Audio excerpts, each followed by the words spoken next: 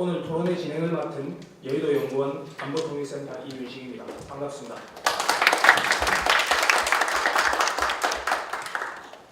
원활한 세미나 진행을 위해서 휴대폰은 잠시 꺼두시거나 진동으로 바꿔주시기 바랍니다. 그럼 지금부터 북한 비핵화와 남북관계 전망이라는 주제로 한국 최고의 전문가를 모시고 국민 대토론회를 시작하도록 하겠습니다. 먼저 국민의례가 있겠습니다. 모두 일어서서 정면의 국기를 향해 주시기 바랍니다. 국기에 대하여 경례.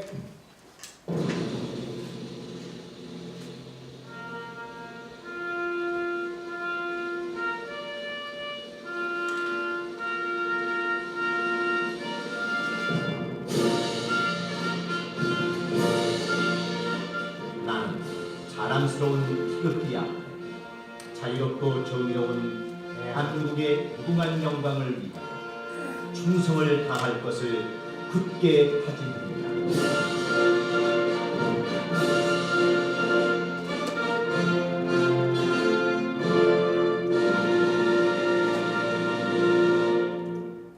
바로 다음은 순국 선열들에 대한 묵념이 있겠습니다. 일동 묵념.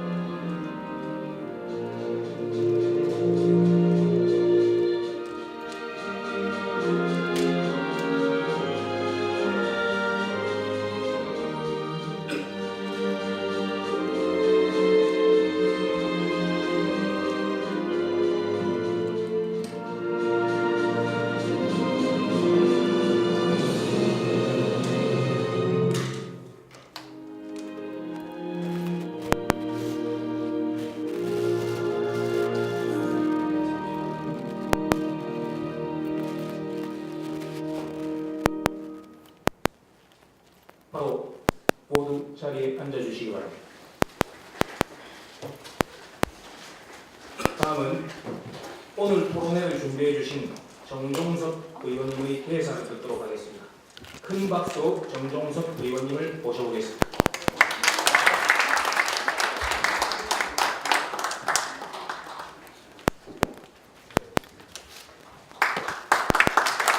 다시 한번 박수 부탁드리겠습니다. 현재 정치권에서는 지방선거 때문에 모두 경황이 없습니다. 그래서 오늘 저희 여기 참석하신 의원님들도 우리 김종석 의원님 한 분 참석하시는데, 사실은 지금 지방선거를 할 때가 아니라 대한민국의 운명이 지금 풍전등화에 놓여 있는데, 과연 지금 지방선거 할 때인가 할 정도로 저는 실로 걱정이 앞섭니다. 여러분 다 아시다시피 이 남북 문제에 대해서 지금까지 많은 얘기들이 있지만 국민들은 지금 아무것도 모릅니다. 지금 남북이 어떤 얘기를 주고받았는지도 알 수도 없고, 어느 날 갑자기 대통령이 월북을 해서 가버렸는데, 그때 만약에 어떤 유고 사태가 났을 때는 어쩌려고 그렇게 했는지 그것도 전혀 준비도 없는 것이고, 그 다음에 우리나라와 미국이 얘기를 했을 때 무엇을 얘기했는지도 전혀 알 수도 없고, 또 트럼프 대통령은 그때그때 협상력을 높이기 위해서 계속적으로 지금 말을 바꿔 나가고 있어서 정말 우리 국민들이 누구를 믿고 어떤 방향을 설정해야 될지 자체가 굉장히 불안정한 상황에 놓여 있습니다.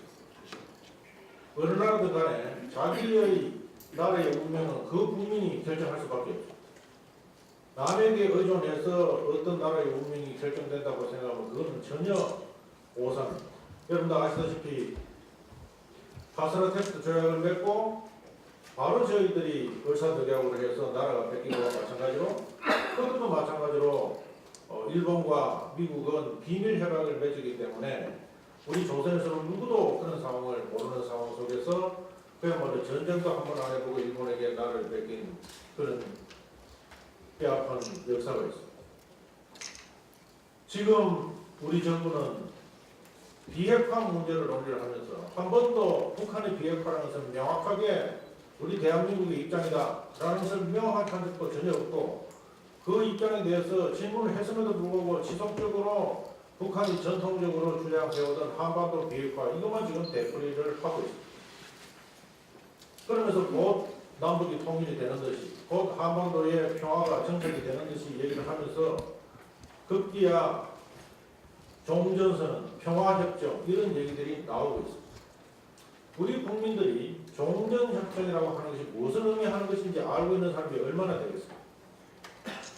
지난 6.25 전쟁 때 휴전협정은 북한과 유엔이 맺어서 당사자가 북한과 유엔 그렇다면 종전도 마찬가지로 북한과 유엔이 할 수밖에 없는데 거기에서 종전협정을 맺고 종전선언을 한다면 무슨 내용이 들어갈 것이며 그러한 선언이 어떤 효과를 가지고 있는지 그러한 내용을 국민이 전혀 지금 모르고 있습니다. 평화협정도 마찬가지입니다. 말이 평화협정이라서 그 협정을 맺으면 곧 우리가 평화롭게 사는 듯이 지금 착각을 하고 있습니다. 이 모든 것들이 전혀 알 수가 없는 이 깜깜이 속에서 각자가 지금 추론하고 각자가 걱정을 하고 때로는 미국이 우리를 적극적으로 도와주겠거니 미국에 의존하는 그런 태도를 보이기도 하고 또 그 사이에 중국이 개입을 하고 러시아가 개입을 하고 그야말로 구한말 때 한반도를 두고 상대국들이 모두 자기 지분을 노려가지고 개입할 때와 전혀 다를 바가 없고 그때와 더 나쁜 것은 남북이 갈라져서 그야말로 코너에 몰려있는 김정은이가 국제사회의 주인공으로 지금 등장하게 만들었고 그런 주인공으로 만든 것은 지금 문재인 정부가 그 일을 한 것입니다. 그래서 지금 이제 6월 12일 날 미국과 북한이 싱가포르에서 지금 만난다라고 지금 논의를 하고 있습니다만은 6월 10일이라고 하는 것은 바로 6월 13일 지방선거를 하루 앞둔 날인데 처음부터 이런 남북 문제를 지방선거에 활용하려고 했다면 그야말로 정말 나쁜 생각이다. 대한민국의 운명을 어떻게 선거용으로 이용하려고 했던가 이 책임은 어떤 경우에도 피할 수 없다고 저는 생각을 하고 있습니다. 그래서 저는 지금이라도 6월 12일 회담을 하지 않는 것이 맞다.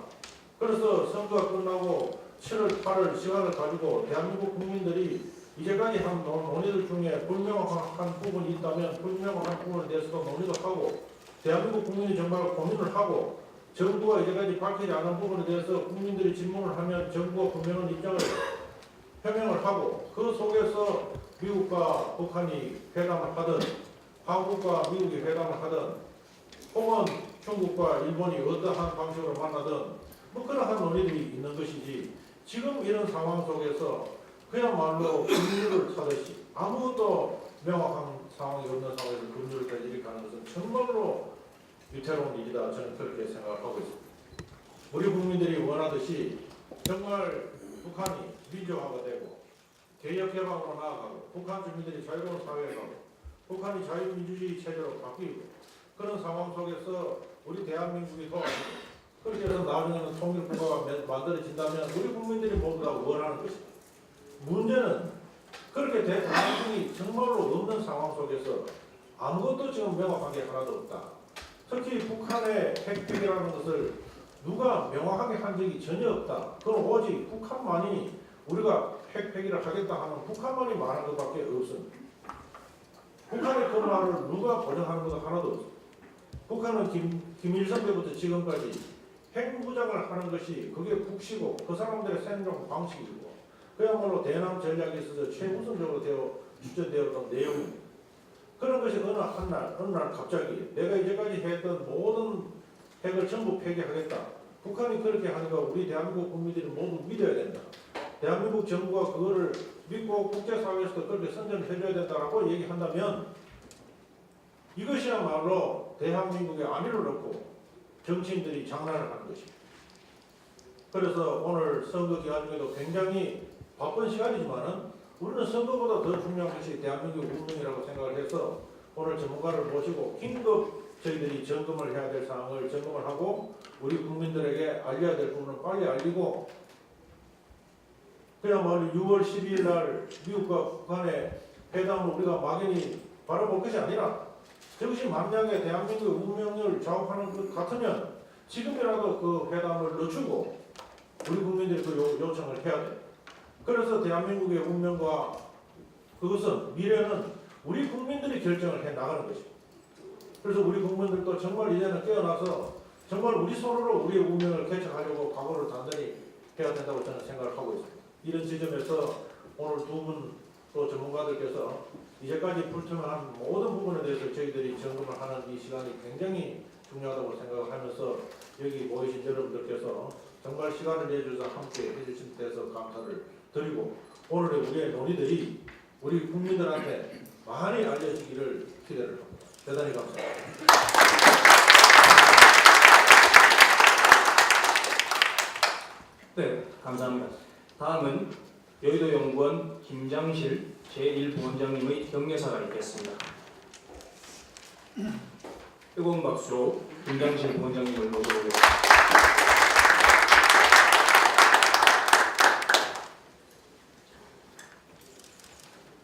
오늘 북한 비핵화와 남북관계 전망이라는 대단히 중대한 주제를 가지고 여기서 세미나를 다시 하게 되어서 마음이 좀 착잡합니다. 존경하는 정정석 의원께서 아까 여러 가지 말씀을 해주셨습니다만 또 지난 수십 년간 북한은 핵을 개발하겠다 안 하겠다 이렇게 계속 속이면서 국제사회를 속이고 국제사회는 북한의 장단에 춤을 추면서 육자회담이니 무슨 회담이니 남북회담이니 해가지고 그러니까 우리는 정말 바보처럼 쏘아왔고 또 일부 적파에서는 쏘아주는 척을 한 것 같습니다. 지난 2000년 돌아가신 김대중 대통령은 이제 북한은 핵을 개발할 의사도 없고 개발할 능력이 없고 만약 개발한다면 자기가 책임지겠다 했는데 지금 이 사태가 되어가지고 어떻게 그분이 책임을 지며 그 이후에 계속 남북관계를 이런 식으로 북한의 장단에 맞춰서 춤춰왔던 사람들이 이번에도 북한이 어떤 상태에 있습니까? 국제적인 제재로 정말 손 바짝 들도록 되어 있습니다. 지난 보수 정권 9년간 보수 정권도 왜 남북 대화를 안 하고 시켰습니까? 그러나 공산주의자라는 게 원래 힘이 약하면 불뚝 일어서고 힘이 강한 우리 쪽이 강하면 자기들이 타협하는 척하고 자기들이 강하면 정말 희한한 짓을 하는 집단 아닙니까? 국제적인 공조 체제를 통해서 북한 핵을 없애려고 해서 북한이 경제적인 고통을 크게 느끼고 변화를 고안하는데 느닷없이 어쨌든 회담을 하면서 도무지 무슨 얘기가 어떻게 진행되는지 모르는 상태로 지금 남북 회담도 하고 미국 회담도 돼가지고 6월 12일 날 열리는데 막 보통 미국은 헬명이기 때문에 우리 안보를 확실하게 지켜주겠지 생각을 다들 하고 있었는데 요거 며칠 사이에 말들이 자꾸 바뀝니다. 그래서 완전한 비핵화, 되돌릴 수 없는 불가역적인 완전한 비핵화를 주장했던 트럼프 대통령조차도 좀 전에 미 행정부가 했던 방식으로 되돌아가지 않았나 하는 정도로 걱정이 되는 식으로 이제 점진적인 비핵화를 얘기할 정도가 되었고 북한은 이렇게 하다가 보상을 조금 챙기다가 이 미국이나 한국에서 권력 교체기에 또 옛날 하던 방식으로 이상하게 되돌아갈 가능성도 있고 그래서 걱정이 앞섭니다. 그런데 북한의 비핵화가 정말 우리들한테 총명의 관심사인데 정작 이 정부에서는 북한 비핵화에 대한 설명을 전혀 안 하고 있습니다. 엉뚱하게 한반도 비핵화라는 북한 용어를 그대로 쓰고 있습니다. 이것도 참 괴이한데 그 진행 과정도 불투명하고 그리고 문제를 볼 때에 한국 입장에서 이 핵 문제를 바라봐야 되는데 어떤 셈인지 북한 입장에서 핵 문제를 바라보는 식으로 되고 있습니다. 이것도 참 큰일 날 일입니다.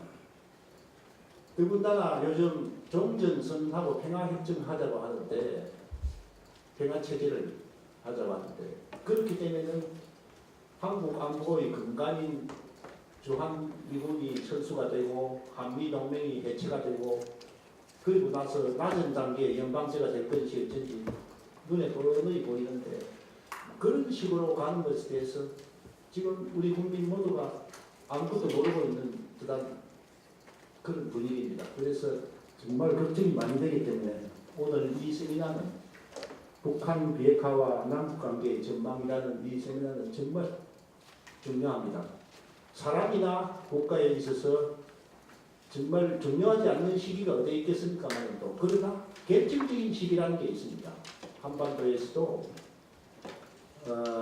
1948년 대한민국 정부가 수립된 이래 여러 가지 결정적인 시기가 있었지만도 지금이말로 정말 한반도 운명을 가르고 자유와 번영을 상징하는 대한민국 최대의 운명을 가르는 중요한 순간입니다.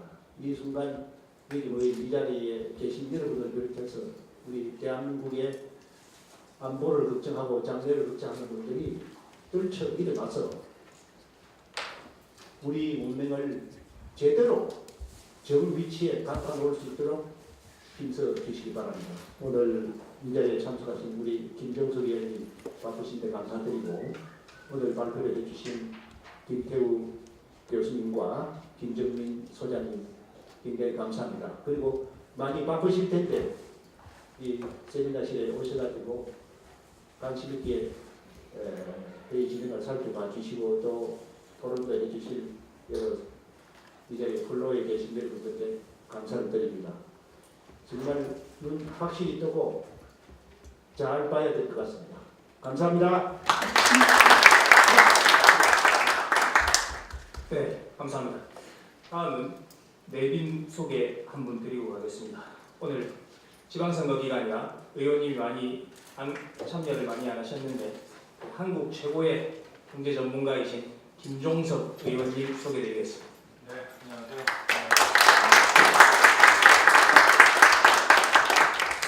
네, 감사합니다. 세미나 전에 간단하게 기념 촬영 먼저 진행하고 세미나를 갖다가 하는 걸로 하겠습니다. 네, 기빈께서는 앞으로 그러면 단상 치우시고 우리 다 나오셔서 한번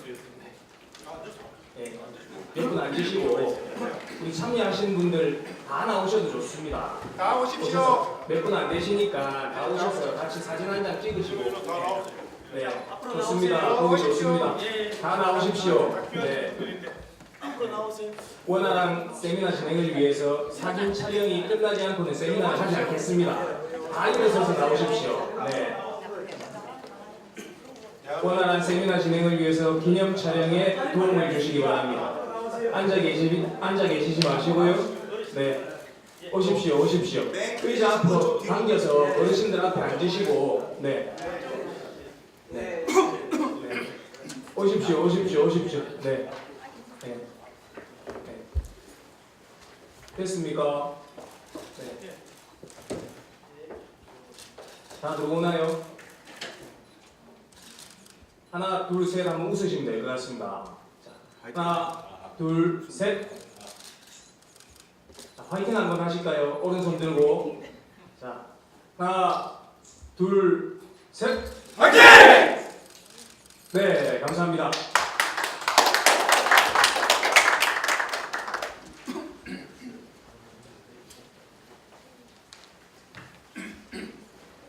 네, 감사합니다. 자, 그럼 지금부터 본격적인 토론회를 시작하기 위해 마이크를 배정호 전 민주평통사무총장님께 넘기도록 하겠습니다. 차장님. 자유민주주의를 존중하고 수호하고자 하는 여러분 안녕하십니까. 저는 오늘 정책 토론회의 사회를 맡은 배정호입니다. 지금부터 국회의원 정종석 여의도 연구원 세사의 전략정치연구원이 주최하는 북한의 비핵화와 남북관계 전망 전문가 토론회를 시작하겠습니다. 저와 함께 토론회를 진행할 두 분의 전문가는 핵 전문가로 널리 알려진 김태호 박사님, 그리고 우리 젊은 세대들에게 널리 알려진 김정민 국제전략연구소의 김정민 박사님 두 분입니다. 지금 미국 정상회담이 예정대로 개최될 것인지, 또 미국 정상회담에서 미국이 요구하는 북한의 완전한 비핵화, 또 북한이 요구하는 미국에 대한 체제 보장이 원만하게 합의되어 과연 합의가 도출될 것인지, 또 미국 정상회담에서 합의된 북한의 비핵화가 제대로 이행될 것인지 등등에 대한 관심이 아주 높은 시점입니다. 자, 그럼 제1부 주제 발표회를 시작하도록 하겠습니다. 미국 정상회담과 비핵화 및 체제 보장, 향후 남북관계 전망 등에 다가가는 주제 발표를 듣도록 하겠습니다. 자, 김태호 박사님부터 먼저 주제 발표를 해주십니다. 네, 감사합니다. 김태호입니다. 유튜브 촬영하시는 분들께서는 제 직함을 건양대 교수로 하지 마시고 잘못된 겁니다. 전 통일연구원장으로 해주시면 감사하겠습니다. 오늘 제가 드릴 말씀은 네 가지 정도입니다. 첫째는 북한이 그동안 펼쳐온 평화공세가 얼마나 성공을 거두었는가, 북한의 성공담을 잠깐 소개를 드리고요.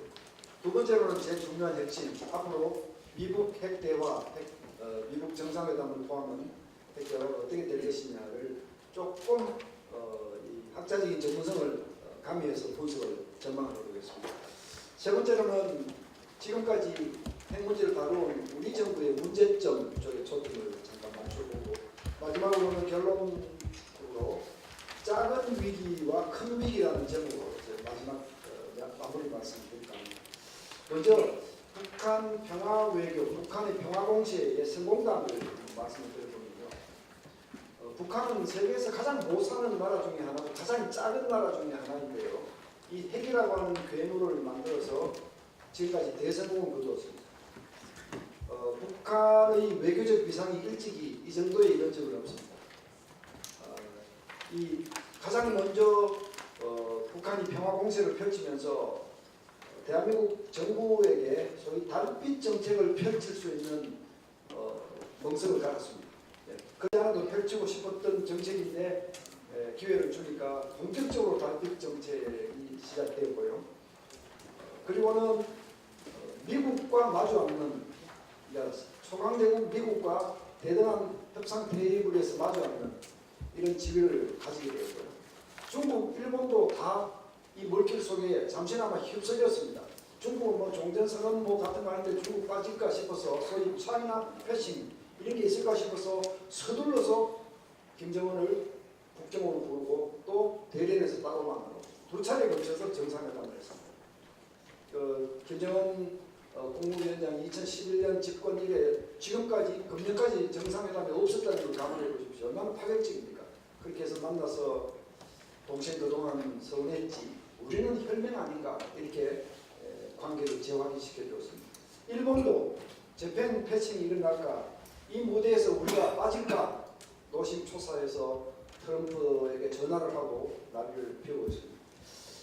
한마디로 일찍이 이 정도의 외교 위상을 누린 적이 없는 북한이 핵이라는 괴물을 통해서 잠시지만 대대적인 외교적 성과를 거두고 있다, 이렇게 평가를 할 수 있습니다. 두 번째 제일 중요한 부분이 전망 아니겠습니까? 우선은요, 지금 미국하고 정상회담을 하는 것은 핵 문제의 종결이 아니라 새로운 시작이라는 사실을 먼저 염두에 두셔야 합니다. 북한의 비핵화가 이루어지기까지는요, 적어도 3개의 산을 넘어야 합니다. 합의 내용을 어떤 걸 만들어낼 것이냐. 둘째는 이게 제대로 이행될 것이냐. 세 번째는 이행된 것들을 확실하게 확인하고 검증하는 단계. 그러니까 합의, 이행, 검증이라고 하는 3개의 산을 넘어야 하는데 지금 첫 번째 산을 넘으려고 하고 있는 중입니다. 이 산을 넘었다고 해서 국민이 평화의 환상에 빠진다면 대단히 모자라는 국민입니다. 대단히 모자라는 국민입니다.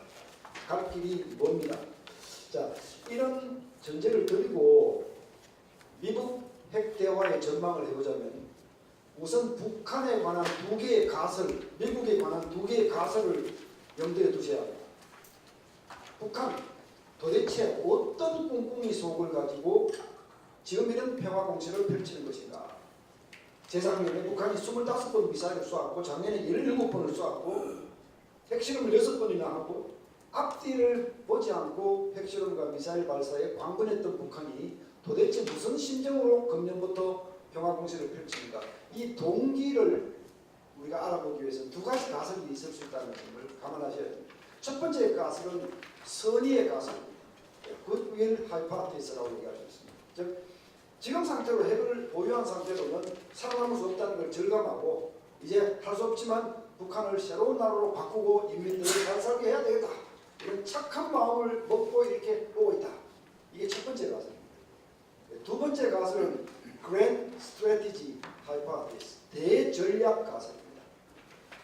지금 남한에 소위 진보 정부가 들어섰으니까 이걸 기회로 평화 공세를 펼치고 지금까지 만들어 놓은 핵무기를 지렛대로 삼아서 미국을 흔들고 우리가 원하는 체제 보장을 받아내고 그 체제 보장을 빌미로 해서 한미동맹을 약화시키고 미국을 한반도에서 이탈시켜냄으로써 결국 한국을 외롭게 만들고 주체 통일을 할 수 있는 여건을 만들어가겠다. 이 큰 마스터 플랜을 가지고 지금 이 평화 공세를 펼치고 있는 것이다. 이게 두 번째 가설입니다. 지금으로서 어느 가설이 맞다고 단언할 수는 없겠죠. 미국에 대해서도 트럼프 행정부입니다. 구체적으로 2개의 가설을 생각해야 합니다. 첫 번째는 오스독스 리버럴리즘이라고 얘기할 수 있습니다. 미국이 그래도 미국인데 지금까지 민주주의의 왕초 국가이고요. 또 군사력과 함께 막강한 모랄 파워, 도덕력을 가지고 세계를 이끌어왔던 나라이기 때문에 동맹국인 한국의 운명을 저버리고 한국을 배신하면서 북한하고 뒤에서 붙어먹는 이런 일을 하지 않는다. 그러니까 미국은 트럼프 대통령 같은 이질적인 지도자가 등장했음에도 불구하고 결국은 전통적인 미국의 길을 갈 것이다. 이제 이게 첫 번째 가설입니다. 두 번째 가설은 수정주의적 가설이라고 얘기할 수 있습니다. 커머셜, 리비저니스트, 커머셜리즘 이런 가설이라고 얘기할 수 있습니다. 트럼프 대통령 취임한 이래로 아메리카 퍼스트, 미국 제인주의, 그다음에 경제 민족주의 이거를 강력히 내세우고 있고요. 그다음에 모든 것을 상업주의적으로 접근하고 있습니다. 동맹에 대해서도 상업주의적으로 접근하고 있습니다. 북한하고 협상하기 위해서는 주한미군 철수 가능성을 카드로 써야 한다. 이게 무슨 말입니까? 이게 부동산 업자들이 하는 상업주의죠. 64년 동안 지탱되어 온 동맹국의 운명을 마치 이런 거래를 하는 카드로 사용하는, 그리고 무역전쟁을 하는 데 있어서는 동맹국, 비동맹국 아무런 차이가 없습니다. 그냥 가차없는 그냥 압박을 가하고 있는, 이게 지금 트럼프 행정부의 행태입니다. 그리고요, 아까 앞서 우리 정종홍서 본인님 지적을 하셨습니다만은 어떻게 6월 13일 날 선거를 하는데 6월 10일 날을 축제의 날로 잡습니까? 이게 도대체 개념이 있는 사람입니까? 없는 사람입니까? 예? 한미동맹을 수호하고 자유민주주의를 지키고자 하는 세력이 어느 쪽인데 그걸 안다면 어떻게 이런 무개념적인 날 일정을 잡습니까? 작년 5월 달에는 대한민국에서 대통령 선거가 벌어지고 있을 때 트럼프 대통령이 사드 배치에 대한 비용을 한국에 물으라고 폭탄을 터뜨렸습니다. 정말 지금까지 저도 참아왔습니다. 동맹국의 지도자이기 때문에 참아왔는데 이제 정말 할 말을 한다면 어떻게 세계 질서를 관리하는 초강대국 미국의 지도자가 이토록 경박하고 이토록 오락가락하고 이토록 분별이 없는가 하는 생각을 하고 상당히 화가 나 있는 상태입니다. 그래서 두 번째 가설은 이번에 북한하고 협상함에 있어서도 바로 이런 트럼프식 접근 방식이 그대로 적용될 수 있다. 이게 두 번째 가설입니다. 자, 이제 북한에 대한 두 개의 가설과 미국에 대한 두 개의 가설을 말씀드렸는데요. 만약 여기에서 어느 것이 진짜인지 아직은 모르지만 북한이 선의의 가설 이게 사실이고 또 여기에 대해서 미국이 정통적인 접근을 한다면 아마 이번 정상회담과 앞으로 진행될 회담은 비교적 무난할 것이다. 왜냐? 북한이 착한 생각을 가지고 있으니까요. 그리고 미국이 또 정상적인 생각을 하고 있기 때문에 우리 이 대한민국의 운명을 바꿔먹는 그런 배신적인 뒷거리는 하지 않을 것이다. 비교적 무난하고 비교적 대한민국에도 안전할 것이다. 이렇게 예상할 수 있습니다. 그 다음에 북한이 착한 마음을 넣었는데 미국은 수정주의적으로 접근한다. 이건 뭐 순풍에 뒀다는 겁니다. 그냥 가차없이 미국 관계가 진전되어 나갈 겁니다. 그러나 함정식이죠. 미국이 대한민국 운명을 적극적으로 검토하지 않고 미국 중심적으로 모든 걸 결정할 것이기 때문에 우리에게는 함정이 발생할 수 있다. 그 다음에 북한이 착한 동기가 아니고요. 대전략을 가지고 있는 신중의 대전략을 품고 있는 상황에서 미국이 정상적인 생각을 가지고 접근한다면 아마 대화가 정상회담까지는 열릴지 몰라도 이후 대화는 잘 안 될 겁니다. 결렬될 겁니다. 마지막으로 이게 이제 최악의 시나리오입니다. 북한이 대전략을 가지고 있고요. 마음속에 미국이 상업주의적 접근하는 이 두 개의 가설이 콤비네이션을 이룰 때 대한민국에게는 최악의 상황이 그려질 것입니다. 이렇게 되면 이 최악의 상황에서도 현재의 정부는 최악을 최악이라고 얘기할 가능성이 전혀 없습니다. 어떤 합의문이 나와도 장구를 치고 북을 치고 축제 무대를 만들어낼 것이 그냥 뻔하지 않습니까? 그 다음에 최악의 그림을 그려놓고도 미국 정부가 이걸 나쁘다고 얘기할 가능성도 없습니다. 왜? 트럼프 대통령도 홍보를 하고 성전을 해서 자기가 정치적으로 살아남아야 되거든요.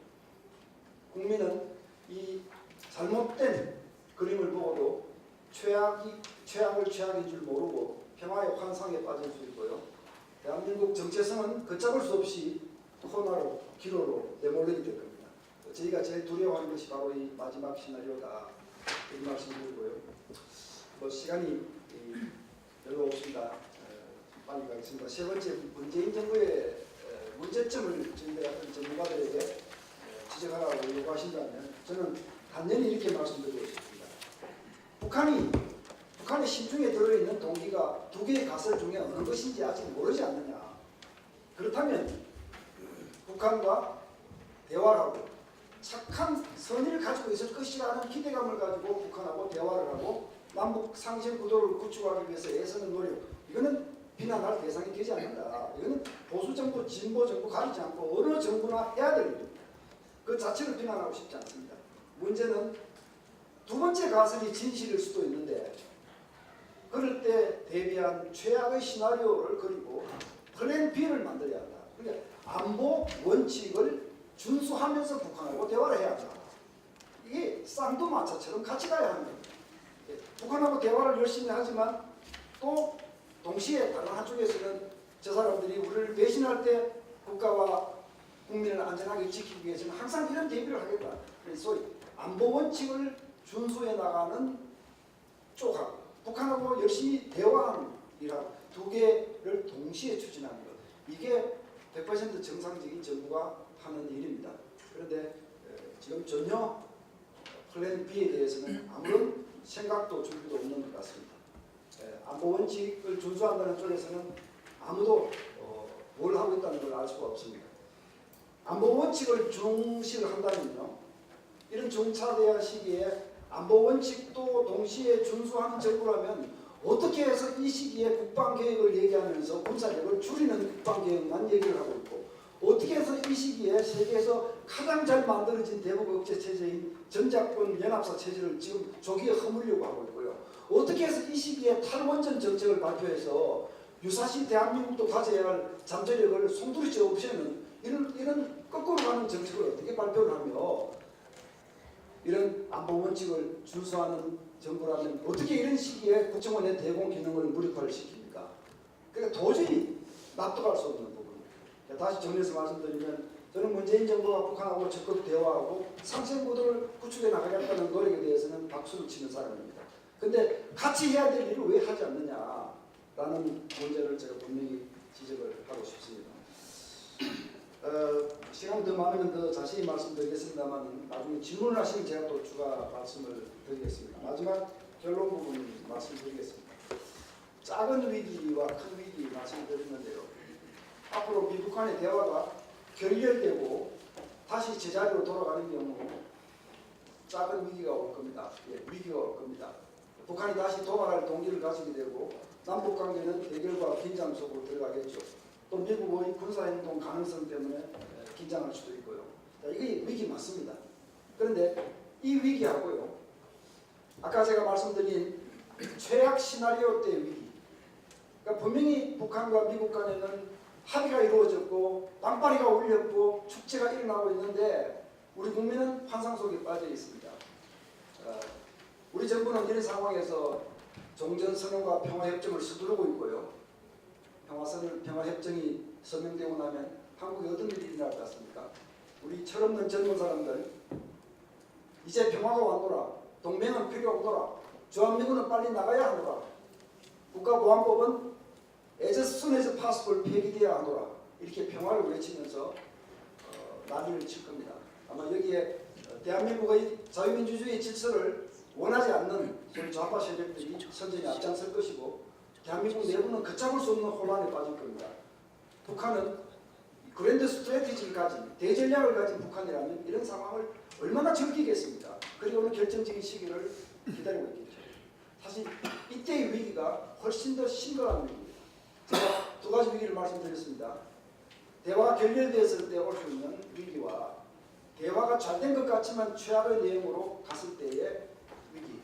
이 두 위기를 비교한다면 앞의 것은 그래도 상대적으로 작은 위기입니다. 뒤의 위기는 대한민국 정체성과 국가 운명이 송두리째 기로에 내몰리는 큰 위기가 된다는 말씀을 드리고 제 발표를 마치겠습니다. 감사합니다. 네, 이어서 김정민 박사님의 주제 발표를 듣도록 하겠습니다. 네, 안녕하십니까. 요즘 굉장히 미국 쪽에서 말이 왔다 갔다 많이 나오죠. 그리고 또 이제 우리나라에서도 거기에 맞춰서 여론들이 희비가 계속 엇갈리고 있습니다. 근데 저는 이거를 보면서 느끼는 게 무엇이냐면요. 미국하고 북한이 지금 연애하는 거 아니지 않습니까? 전쟁하는 거지. 그리고 북한이랑 미국은 과거에 6.25는 전쟁을 했었고 적성국가입니다. 지금도. 그렇기 때문에 어마어마한 군사를 지금 한국에다가 설비라든가 기지를 건설해놓고 있는 것이죠. 자, 이 얘기를 왜 하냐면요. 지금 미국하고 북한은요. 아까도 좀 인터뷰 있게 예를 들어서 얘기했습니다만 지금 이 두 국가는 싸우고 있는 겁니다. 싸우는 거예요. 자, 여러분 그 복싱 경기를 보시면은 뭐 남자분들 많이 오셨으니까 아실 겁니다. 여러분 그 복싱을 할 때 보면 잽도 날리고 훅도 날리고 카운터 펀치도 날리고 등등 여러 가지를 많이 합니다. 제가 이 얘기를 왜 하느냐면 외교라는 거는요. 상대방을 지금 이기기 위해서 미국하고 북한이 서로 자기의 이익을 더 극대화시키려고 지금 싸우는 과정 속에 있어요. 단 헤비급 챔피언이랑 라이트급 아마추어의 북한이 지금 상대하는 거죠. 사실 싸움부터가 사실은 상대가 안 되는 싸움이에요. 하지만 지금 싸움을 하고 있는데 이 와중 속에서 지금 미국이 하는 거는 한 대도 안 맞고 하려고 하는 겁니다. 원래 싸움이라고 원래 얻어맞으면서 싸우는 건데 미국은 한 대도 안 맞고 한 방에 쓰러뜨리려고 하는 게 지금 미국의 전략이에요. 자, 그런데 이 협상을 하는 과정 속에서는 복싱하고 똑같습니다. 때로는 내가 상대방의 카운터 펀치를 날리기 위해서 내가 얼굴을 가리고 있는 크로스를 내릴 때도 있습니다. 왜? 상대방에게 치기를 유도하는 거죠. 그래서 상대방이 치려고 움직일 때 그때 공격하는 것도 있습니다. 즉, 이 얘기를 제가 왜 하느냐? 지금 트럼프의 전략은 이런 복싱하고 똑같은 전략이에요. 가끔씩 적에게 약점을 보이기도 하고 가까워지는 것 같기도 하고 또는 멀어지는 것 같기도 하고 압박도 하고 이런 다양한 지금 전술을 피지만 복싱의 최종 목적은 뭡니까? 상대방에게 승리를 주는 배려입니까? 아니면 내가 이기고자 하는 겁니까? 챔피언을 뜻하는 거예요. 이기는 거예요. 왜 많은 사람들이 그러한 그 각종 외교적인 그 구사에 흔들리는지는 모르겠다는 겁니다. 저는. 미국이 북핵 개발해서 미국 공격하게끔 놔두겠습니까? 결국 미국의 최종 목적은요. 북한의 완전한 비핵화예요. 즉 권투의 경우는 승리입니다. 승리. 챔피언 되는 거예요. 그러기 위해서는 맞을 수도 있어요. 일부러. 그리고 일부러 지는 척을 하면서 상대방이 내가 원하는 페이스로 유도할 수도 있는 겁니다. 지금 이 작업이에요.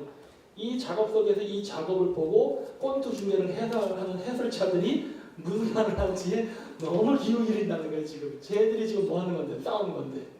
그런 거에 흔들리지 말라는 겁니다. 그래서 그러한 관점에서 얘기하고 자꾸 요거를 좀 더 이해할 수 있게 쉽게 수학적 확률을 한번 얘기해 볼 거예요. 확률로.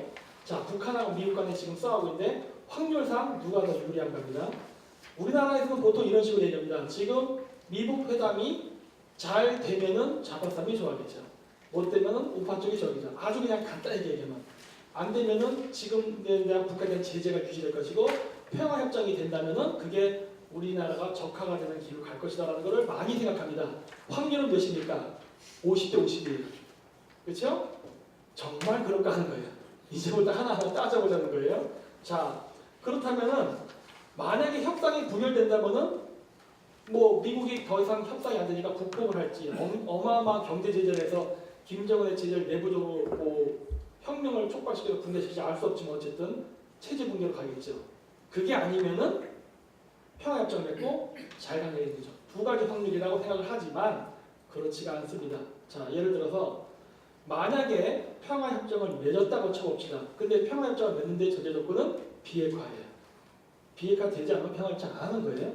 근데 비핵화를 하면은 그러니까 완벽하게 미국이 원하는 방식대로 성공을 하면 그때는 경제 발전하는 겁니다. 그렇죠?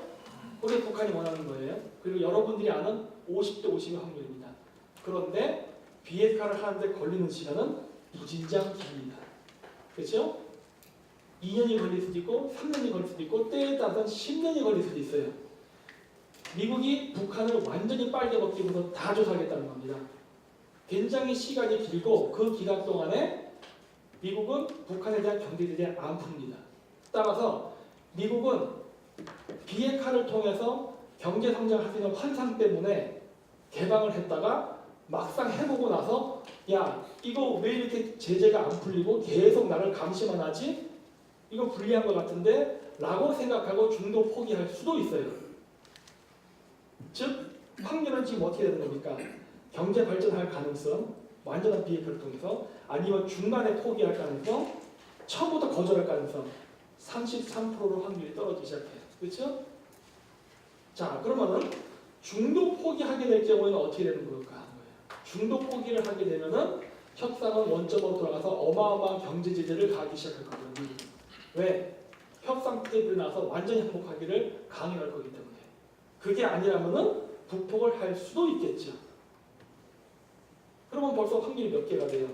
경제 발전을 할 가능성, 완전히 포기하고 그 다음에 강력한 경제 제재를 받을 가능성, 아니면 중도 포기해서 북폭을 당할 가능성, 아니면 아까 얘기했듯이 내부 구태타, 미국 북폭. 그럼 5개인데 협상 2개를 하면 북폭 당하는 것까지. 그러면요 확률이 16%로 떨어집니다. 지금 북한은 16%의 확률을 가지고 미국하고 협상을 하고 있어요. 나머지 84%는 다 미국에게 유리해요. 처음부터 북폭한다. 4차로 북폭한다. 경제 제재한다. 뭐 이런 식으로 나가는 거예요. 그러니까 이게 김정은이가 왜 고민하는지가 여기에 있는 거예요. 왜? 이게 협상 카드가 50대 50 확률이 아니기 때문에 그래요. 쭉 분석해 보면은 16%의 목숨을 걸어야 됩니다. 자, 지금 6월 12일 날 싱가포르에 가겠다고 지금 일단 얘기했죠. 싱가포르에 갈 수 있습니까? 그거부터 보자는 거예요. 김정은이는 여태까지 북한을 나가본 적이 없었습니다. 물론 최근에 있었어요. 하지만 그것도 다 어떻게 나갔어요? 몰래 나갔어요. 그것도 대련 혹은 뭐 압록강 건너 뭐 단동 이런 식으로 바로 돌아올 수 있는 지역만 갔어요. 왜? 북한을 비워놓고 어떻게 나가요? 김정은이 지금 수령이 된 지 얼마 안 됐고 그리고 어린애입니다. 그래서 김정은을 진짜 과거 김일성처럼 충심으로 따르는 부하는 거의 없어요. 그렇기 때문에 집안을 오랫동안 비고 나갈 수 있는 확률이 굉장히 떨어져요. 그랬기 때문에 여태까지 김정은이가 바깥에 외국을 나갔을 때 행동의 패턴을 보고는 절대 출국 날짜 안 가르쳐줬습니다. 몰래 나갔어요. 그리고 아주 근거리만 갔다 왔습니다. 그래야 유고시에 바로 돌아와서 뭐 반역자들을 처단할 수 있었으니까. 근데 지금 김정은이 얘기한 파트는 뭐예요? 6월 11일 간다는 날짜를 명시했어요. 그리고 기차가 아니라 비행기로 가야 되는 곳입니다. 요것도 굉장히 어려운 부분이에요. 지금 김정은이가 지금 트럼프를 만나는데요. 산 넘어 산이에요. 지금 굉장히 어려워요. 확률이 계속 떨어진다. 계속 떨어져. 만날 수 있는 확률이. 그리고 지금 그 미국도 뭐 뉴욕에서 맛있는 것도 먹여주고 김영철이한테 그 스카이라인을 이제 보여주면서 이게 뭐 북한의 미래다 어쩌고저쩌고 얘기했지만은 그 약속을 과연 북한이 믿을 수 있을까 하는 거예요. 왜 그러느냐? 여기 5월 29일 뉴시스 신문에 보면은 미 핵항모 북미 정상회담용 출항, 서태평양 경계임무 돌입이라고 나와요. 이게 뭐예요 지금? 말 안 들으면 가만히 안 있게 돼요. 물론 뉴욕에다 불러서 맛있는 스테이크도 주고 웃고 사진도 찍었지만은 뒤에는 뭡니까? 내가 원하는 데는 안 움직이면 가만히 두지 않겠다예요. 군대도 잔뜩 배치해놨어요. 그러니까 싱가포르 갈 때 걱정해야 될 상대는 내부 북한 군부 세력도 있지만은 미국도 포함이 돼 있어요. 혹시 알아요? 나간 상태에서 갑자기 미국이 북한을 들어올지. 그러니까 김정은 입장에서는 모르는 거예요. 모든 거에 대한 불안감 때문에 모든 상상을 다 하게 돼 있다는 거예요. 북한군도 못 믿고 미군도 못 믿어요. 남한군은 믿을 수 있어요. 남한군은 믿을 수 있어요. 하지만 북한군하고 미군은 못 믿습니다. 지금 김정은이가 이런 상황이라는 거예요. 이런 상황. 그래서 지금 제가 얘기하는 거는 각종 미국이 지금 트럼프 대통령 페이크 모션, 말, 트위터 너무 신경 쓰지 말라는 거예요. 전체적인 흐름을 보라는 거예요. 지금 미국이 어떻게 좀 북한을 유도하는가. 김정은은 그런 생각을 할 수 있어요. 트럼프가 지금 자기한테 사탕 발린 소리를 해갖고 자기를 북한으로부터 띄어넣어서, 그러니까 북한 영토로부터 빠져나가게 해서 땅을 비운 다음에 혹시라도 무슨 짓을 하지 않을까 라는 두려움이 어마어마합니다. 아마 그 스트레스는 아마 이루 말할 수가 없을 거예요. 지금 이제 6월 10일이고 오늘이 6월 4일이죠. 8일 남았네. 잠을 못 자고 있을 거예요. 지금 이게 쉬운 일이 아니에요. 여러분들 독재자가 아니시라도 지금 마음 편하게 이런 얘기 들으시죠? 김정은 입장에서는요, 이거는 진짜 피를 말리는 일입니다. 수명이 8일 남았다는 소리예요. 어려운 문제예요. 그래서 이거를 하나하나 내용적으로 분석적으로 한번 보라는 거예요. 과연 김정은 입장에서 그걸 지킬 수 있는가? 물론 안 나가면 안 됩니다. 왜? 안 나갔다가는 미국의 대화, 트럼프가 좋은 말 많이 했죠? 뭐 뉴욕도 보여주고 뭐 북한을 한국보다 더 덜 살게 해줄 수 있다. 여러 가지 모든 말을 미사역을 다 해줬는데 안 나온다? 그거는 비핵화를 대화를 할 의지가 없다는 표명이 되기 때문에 그래도 죽어요. 그러니까 무조건 나와야 돼요. 무조건 나가야 돼. 그런데 그러다 보니까 최근에 어떤 일이 있었냐면 뭐 내부적으로 뭐 최근에 아까 속보인가 보니까 군부 인사를 좀 이동시키기로 했다 하더라고요. 그게 바로 반증이에요. 무섭다예요. 북한이 김정은이가 제일 무서워하는 1등은 미군, 2등은 북한군입니다. 남한군은 포함 안 돼요. 아까 얘기했듯이 남한은 포함 안 됩니다. 어쩌면 웃길 수도 있어요. 그렇기 때문에 이러한 딜레마를 김정은은 안고 트럼프를 만나야 됩니다. 그리고 트럼프는 그래서 더욱더 친절하게 웃는 거예요. 왜? 확률상 84%의 게임이거든. 네. 50%이면은 조마조마죠. 80%, 84%의 게임이기 때문에 트럼프 입장에서는 여유가 굉장히 많은 거예요. 그러니까 칭찬도 해주고 온갖 미사일과 서비스를 다 뱉어주는 겁니다. 뭐 어때요? 네? 근데 우리나라 사람들이 왜 여기에 반응하는 거예요? 사실 미국은 지금 김정은 보고 반응하라고 지금 하는 건데 왜 우리가 반응합니까? 우리가 김정은입니까? 어? 우리는 여기에 반응하면 안 돼요. 고도의 외교 전략이란 말입니다. 네? 상대방의 미사역, 이거 거짓말이잖아요. 뭐 연애 얘기로 비유를 둔다면 남자가 여자 꼬실 때 꽃다발 주고 물에다 결혼하면 평생 손에다 물 안 묻히게 됐다고 하지만은 여기 계신 여러분들 중에서 지방 가설 안 하시는 여자분들 안 계시죠? 다 거짓말인 거 아시죠? 그런 거. 그런 거예요. 그런 거. 트럼프를 협상 테이블로 데리고 오기 위한 미사역입니다. 미사역. 아, 김정은 잘못 말했군요. 저도 갑자기 북한 사람 생각나요. 그러는데 이러한 일들이 지금 벌어지기 때문에 굉장히 그 조심 이게 조마조마하지 말라는 겁니다. 아직 게임 안 끝났어요. 그리고 그 6월 12일이 우리 이 우파 쪽 사람들에게 유리할지 좌파 쪽 사람들에게 유리할지는 사실 가봐야 알지만 외교적인 성과는 확률적으로 봤을 때 우리가 84%더 유리합니다. 네. 자 그리고 또 하나 뭐가 있냐면은 종전 선언을 해도 그 정전 협정 때 유지 그 조건을 그대로 유지한다는 말을 미국이 합니다. 이거 왜 그렇습니까? 비핵화 문제 때문에 지금 북한을 만나는 거지만은 미국이 바라보는 건 동북아시아의 패권입니다. 패권은 나눠받지 않습니다. 잘 늘 이야기하죠. 따라서 이 패권을 유지하기 위해서 미국이 오기 때문에 중국을 봐서라도 절대 안 철수합니다. 중국을 봐서라도. 그리고 또 하나 문제가 있죠. 그 주한미군 철수하는데 40조가 든다 그러더라고요. 그 40조 누가 낼 겁니까? 미군이 낼까요? 아니면 나가라는 사람이 내야 될까요? 우리나라가 내야겠죠. 그럼 우리나라가 낸다면 문재인 정권이 40조 정말 낼 겁니까? 그거 내겠다 하는 순간 난리 날 텐데. 왜냐하면 우리나라의 좌파 쪽을 지지했던 사람, 물론 투표 때 뽑았던 사람들도 공산주의를 좋아한다고는 없어요. 적어도 제가 아는 범위 내에서 90%는 아닙니다. 만약에 주한미군 철수한다 그러면 주식 생각해야죠, 경제 생각해야죠, 온갖 문제가 다 엮여 있어요. 그리고 또 우리 또 돈까지 줘야 돼요. 철수 비용까지. 그거를 하겠다고? 글쎄요. 쉽지가 않아요. 그리고 또 하나 무엇이 있느냐? 북한의 비핵화 문제는요. 북한만의 문제가 아닙니다. 이거 시리아 이란하고 같이 움직이는 문제예요. 그래서 미국에서 과거 시리아를 공격할 때에도 북한 핵 기술자가 있는 숙소만 오히려 포인트 타격 공격을 했던 것도 시리아를 견제하면서 북한 바라보고 한 공격이었단 말이에요. 그렇기 때문에 이 북한의 비핵화 문제는 시리아 쪽, 이란 쪽 시아파 무슬림 테러리스트 단체들과 아주 밀접한 관계를 갖고 있습니다. 따라서 북한이 비핵화를 완벽히 하지 않으면요, 시리아, 이란은 핵 개발을 계속해요. 그러니까 우리가 뿌리를 자르지 않고 가지치기밖에 안 하는 효과가 나는 거예요. 그래서 완벽한 비핵화가 이루어지지 않습니다. 그리고 그렇게 됐을 때 북한의 핵시설이나 핵탄두나 아니면 관련 과학자들은 중동으로 도망가서 여전히 핵 개발을 할 수 있는 가능성이 열리는 거예요. 그렇기 때문에 안 돼요.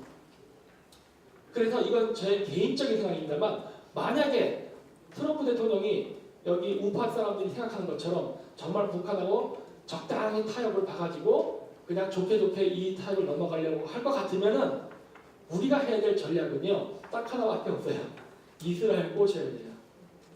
그런 이야기도 합니다. 미국에서는 미국까지 날아가는 대륙간 탄도, 핵탄도를 우선 제거하는 조건으로 왜 미국에 위협이 되지 않게 그리고 나서 경제를 조금 단계적으로 풀어주면서 단계적으로 단거리 핵탄두까지 없애는 식으로 가게끔 로비를 하고 있어요. 물론 그건 북한의 뭐 희망사항이겠죠. 근데 정말 미국 정부가 그렇게 움직이려 할 때는요 우리가 이스라엘을 꼬시면 되는 거예요. 왜? 간단한 게 아까 얘기했죠. 북핵 문제는 시리아 이란과 연결되어 있다고. 북한에서 미국까지 날아가는 대륙간 탄도탄은 그래요. 뭐 북한하고 미국이 서로 경제 개발이라든가 핵제재 이런 거 풀기 위해서 한다 하더라도 단거리는 그래도 트럼프 대통령도 중간선거 이기기 위해서 적당히 지나가려 하고 할 수도 있으나 만약에 그것이 시리아로 갔을 때에는 시리아에서 이스라엘은 거리가 얼마나 될까요? 한 100km 될까?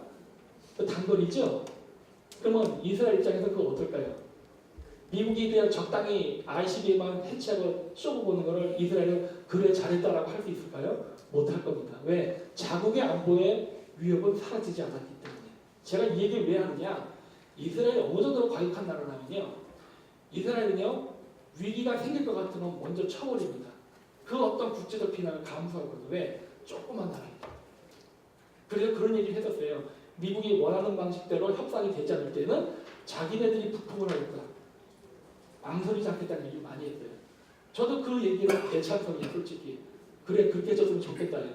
즉 우리나라 정치인들은요. 미국하고도 협상을 해야 되지만 지금 이스라엘하고 같이 협상해야 됩니다. 자파정권 보십시오. 얘네들은 지금 북한, 중국, 시리아, 이란 완전 다국적으로 지금 외교를 하고 있어요. 스케일이. 근데 왜 우리는 미국만 바라보고 있습니까? 이래가지고서는요. 우리가 외교적에서 승리할 수 없다는 거예요. 따라서 좀 더 시각을 넓혀서 여러 미국의 정계 재개를 압력을 가할 수 있는 로비스트들이 많은 국가인 유태인들을 우리가 회유할 필요가 있습니다. 그리고 이미 이스라엘 사람들도 이게 연결돼 있다는 걸 다 알고 있고 그쪽 이스라엘 투데이라든가 이런 신문은 다 보도가 되고 있는데 우리 한국 사람만 모른다는 거예요.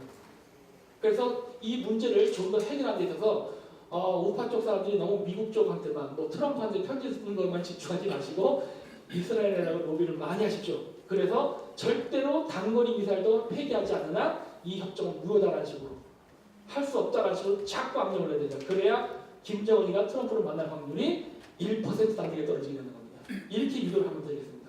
네, 마치겠습니다.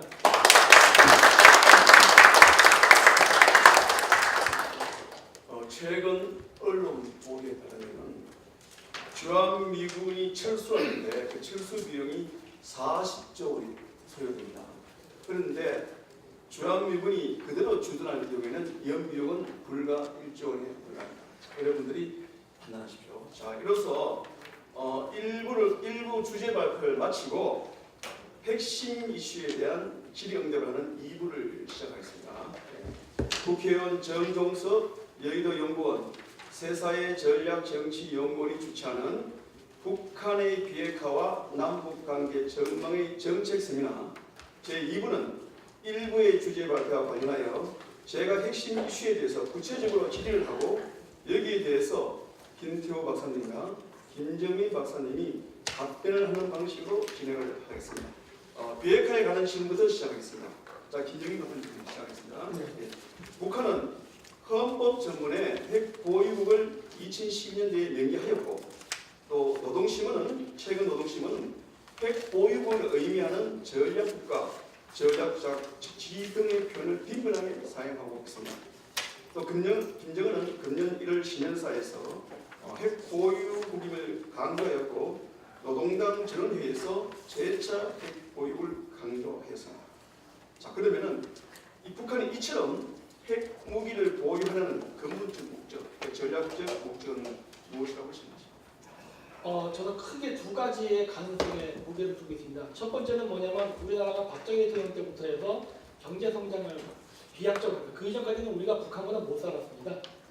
그랬는데 군비 경쟁에 있어서 우리나라가 북한을 능가하기 시작한 건 그때 그러다 보니까 어떻게 되냐 우리가 얘기하는 일반적인 재래식 무기, 총, 대포, 비행기, 탱크 등등에 있어서 우리가 질적인 면에서 우수하고 그들을 능가하게 돼요.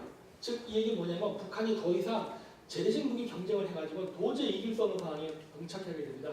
그래서 김일성 정권 때부터 이미 핵 개발을 하게 됩니다. 그래서 저는 그게 그 재래식 무기 체제 경쟁에 실패하면서 거기에 대한 보완책을 한 게 아닌가 생각되고 두 번째 그거를 통해서 이 북한이 얻고자 한 효과는 무엇이냐면 일단 핵을 보유하게 되면요 강대국 반열에 올라갑니다. 그걸 쓰든 안 써도 상관없이 보유했다는 것 자체만으로도 따라서 북한은 재래식 무기 경쟁에서 진 그 상황을 핵 보유라는 것으로 그 대등한 군사적 그 관계를 아니면 그 이상을 그 추구함과 동시에 핵을 이용해 가지고 국제사회에서 남한을 흔들면서 뭐 크게는 한국의 그 적화에 이용하려고 했던 것 같습니다. 그게 현재 일어나는 일이고요. 그런데 아까 얘기했듯이 그 부분은 쉽지는 않을 것입니다. 네, 두 가지 이유로 생각하고 있습니다. 두 번째 질문은 우리 김태호 박사님과 김정민 박사님 두 분께서 답변을 하셔야 되겠습니다. 태영호 공사는 최근에 북한의 김정은은 절대로 핵 포기를 하지 않을 것이라고 단언을 하였고 또 한때 추사파에 대우했던 김영한 씨는 북한은 핵무기를 감춘 채 개혁 개방을 할 것이라고 주장하였습니다. 과연 북한이 핵 폐기를 할 수 있을지 여기에 대해서 두 분께서 답변해 주시기 바랍니다. 김태호 박사님. 네, 아까 제가 두 개의 가설을 말씀을 드렸는데요. 사실 제 마음속에는 두 번째 가설이 현실 가능성이 높은 것으로 보거든요. 태영호 공사와 비슷한 맥락의 생각을 하고 있는 사람입니다. 그 이유는 굉장히 여러 가지지만 중요한 건 몇 가지만 꼽아보자면, 첫 번째로는 북한이 수십 년 동안 핵을 신격화했고요. 미국을 불구대천 원수로, 그리고 미국에 대적하기 위해서 핵 보금이라고 부르고요. 지금까지 이렇게 자국민들을 쇠뇌 선전해 왔거든요. 이 논리를 갑자기 바꾸는 것이 과연 쉬울 것이냐. 논리를 바꾸면 굉장한 혼란이 빠질 겁니다. 이제 이런 문제가 있고, 두 번째는 앞서 말씀하셨습니다만 북한의 법 제도에서 여전히 핵 보유국으로 헌법에 명시된 것은 말할 것도 없고요. 2012년에 헌법 개정을 하면서 그렇게 했죠. 2013년에는 핵 보유법을 또 새로이 제정을 했습니다. 그리고 북한에서 법이나 헌법보다 더 높은 차원의 법령이라고 할 수 있는 노동당 규약, 또 유일연구 10대 원칙, 이런 데 보면 다 한반도 전체의 적화 통일을 목표로 명시를 하고 있습니다. 이런 걸 보면 북한이 핵을 포기할 수 없는 그런 제도와 장치들이 여전히 남아있다. 두 번째고요. 세 번째는 북한의 결정 과정들을 쭉 보셔야 되는데, 이 부분을 태영호 공사가 자기 책에서 소개한 겁니다. 북한이 2016년에 7차 당대회를 하고 그 외국의 대사들이 한자리에 모여서 전략 대화를 하는데, 거기서 결정된 사항이 뭐냐면, 빨리 이 제재가 심해지니까 하루속히 핵무력을 완성해야겠다. 그리고 핵무력을 완성하고 나면 그것을 토대로 평화의 분위기를 열어가야 한다. 세계가 북한의 핵 보유에 면역을 가지도록 만들어야 한다. 이 얘기는 북한이 핵을 가지고 있는 데 대해서 아무렇지도 않게 생각하고 북한의 핵 보유를 기정사실로 만드는 해를 2018년으로 삼았다. 사실 이런 거 보면 지금 하고 있는 시기적으로 일치하는 거예요. 그래서 아직까지는 북한이 핵을 폐기할 착한 생각, 굿윌 하이포테시스가 맞다, 이렇게는 저는 반응할 수 없다. 오히려 그 반대쪽이 무게가 더 있다, 이렇게 보고요. 앞선 질문에서 북한이 핵을 가지려고 하는 주된 이유가 뭐냐 하는 질문, 여러 가지 각도에서 답을 할 수 있을 겁니다. 제가 한마디로 첨언을 하자면, 한국전쟁, 6.25 전쟁 때 북한이 공산통일을 목전에 두고 미군의 개입으로 다시 북으로 후퇴한 거 다 아실 겁니다. 그 이후에도 한미동맹, 작게 5027 이런 것들 때문에 남침을 하지 못했고요. 사실 북한의 이 김일성, 김정일, 김정은 3대 체제의 입장에서 보면 적화통일, 주체통일, 이것이 가장 큰 장애물은 미국입니다. 그러니까 사실 북한의 대남 전략이요, 거의 전적으로 어떻게 하면 미국을 한반도에서 이탈시키느냐, 그게 집중되어 있어요. 그리고 지금 우리 젊은 세대들이 이 부분을 잘 이해를 못해요. 사실은 집중이 그쪽에 되어 있어요. 북한이 핵을 이용해서 미국을 이탈시키는 그 대전략을 가지고 있습니다. 사실 지금 벌어지고 있는 북한의 핵평화 공세가 핵을 포기하면서 체제 보장을 받는다는 명목으로 미국을 이탈시키는, 한미 동맹을 약화시키고 전략자산 전개를 못하게 하고 연합훈련을 중단시키고, 그 포커스가 반대급부를 받고자 하는 그 대포커스가 미국에 있습니다. 미국을 한반도에 몰아내는 데 있습니다. 그러니까 뭐 여러 가지 동기가 있지만 북한이 핵 보유의 주된 동기가 미국을 향하고 있다는 걸 우리 잘 아셔야 되고요. 그렇지 않다면 북한이 무엇 때문에 2,000km, 3,000km 또는 8,000km 날아가는 장거리 미사일을 만들겠습니까? 한국만 타격하기 위해서는 사정거리 1,000km면 충분한데, 그걸 굳이 멀리 날아가는 미사일을 만들어서 미국 여론을 흔들고 미국을 겁주고 소위 벼랑끝 게임을 벌리고 하는 그 주된 이유가 어디에 있는가를 잘 보셔야 한다. 그렇게 제가 처음 말씀드립니다. 네.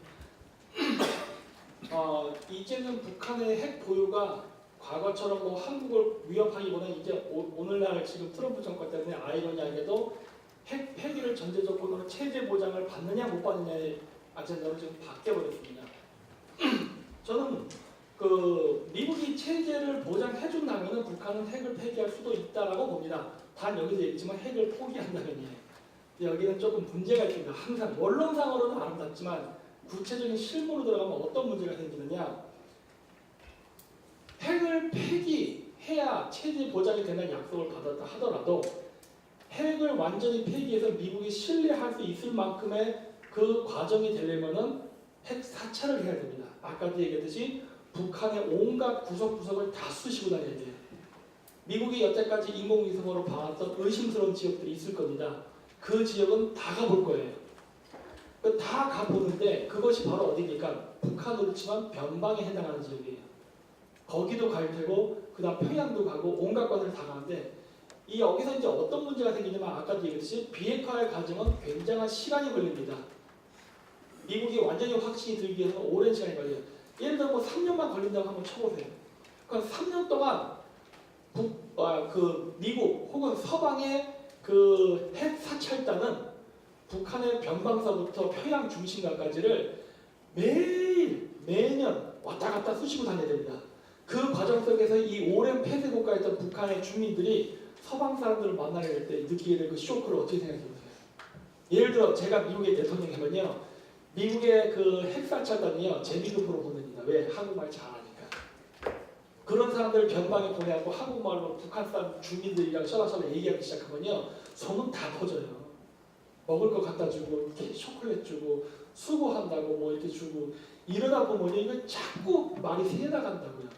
이거 보안 이거 관리할 수 있겠어요? 북한이? 미국은 그래 비핵화를 하면서 너 핵 체제 보장해 줄게 하지만 결국 뭡니까? 체제를 붕괴시키고 있는 거란 말이에요. 그 과정 자체가 북한 주민들과 서방 사람들이 만나는 거를 제일 두려워하는 거를 지금 김정은이 열어줘야 되는 상황이 발생한 거예요. 어떻게 할 거예요 그러면? 계속 갈까요? 아니면 비핵화 사찰 그만둘까요? 내가 얘기했지 않습니까? 이게 딜레마라고. 우리나라에서는 김정은하고 트럼프 이렇게 만나갖고서 비핵화 합의를 보면은 마치 우리나라가 막 무너질 거라고 생각하는데 우리가 무너지는 속도가 빠를까요? 아니면 핵사찰 비핵화 사찰 과정에서 북한이 무너지는 과정이 더 빠를까요? 전 북한이 더 빨리 무너질 거라고 보거든요. 이거 어마어마한 겁니다. 이게 비핵화를 하기 위해 핵사찰단을 미국이 몇 명을 동원할 것 같습니까? 그 트럼프 마음이에요. 1000명을 동원할 수도 있고 10,000명을 동원할 수도 있어요. 왜? 협상에 사인했지. 그리고 나는 확신을 들여야 되기 때문에. 근데 네가 자꾸 내가 사찰하는 기간이 오래 걸린다고 칭얼거리니까 빨리 할게. 그러면 10,000명 집어넣기 이때 어떻게 되는 거예요? 난리가 나는 거니까요. 그러면 완전히 북한의 온갖 지역은 다 가서 사진 착착 찍고 비디오 촬영 다 하고 이거 합법적인 스파이 활동 아닙니까? 합법적인 미국 입장에서 봐서 이 노가다나 이 노다지 이 공작을 트럼프가 과연 포기할까요? 내가 계속 얘기하는 거예요. 김정은 이거 받을 자신 있겠냐? 그렇죠? 그래서 비핵화 이거는 제가 봤을 때 어려울 거라고 봅니다. 이어서 우리 김영민 박사님께 다시 또 질문을 드리겠습니다. 북한의 핵폐기가 현실적으로 어려워서 그런지 우리 문재인 정부는 북한의 핵폐기 문제를 미국에 넘기고 중재역을 한다고 합니다. 네. 자, 그럼 북한도 미국도 양측 모두 우리의 입장을 존중할 때 중재역을 효과를 발휘할 수가 있습니다. 자, 그런데 지금 현재 이러기 위해서는 한미 간의 신뢰가 굉장히 신뢰가 중요한데 현재 한미 간의 신뢰가 이 문재인 정부의 중재역 외교를 서포트해 줄 만큼 작동하고 있다고 생각하십니까? 저는 신뢰 안 한다고 봅니다. 그냥 확언을 하겠습니다. 그냥. 왜 그러느냐? 국제 외교에서 거짓말은 하면 안 됩니다. 물론 서로 간에 국익을 챙기기 위해서 상대방을 속이기 위해서 온갖 미사일군은 다 펼쳐요. 하지만 일단 약속을 하고 사인을 하게 되면 되물릴 수는 없는 거예요.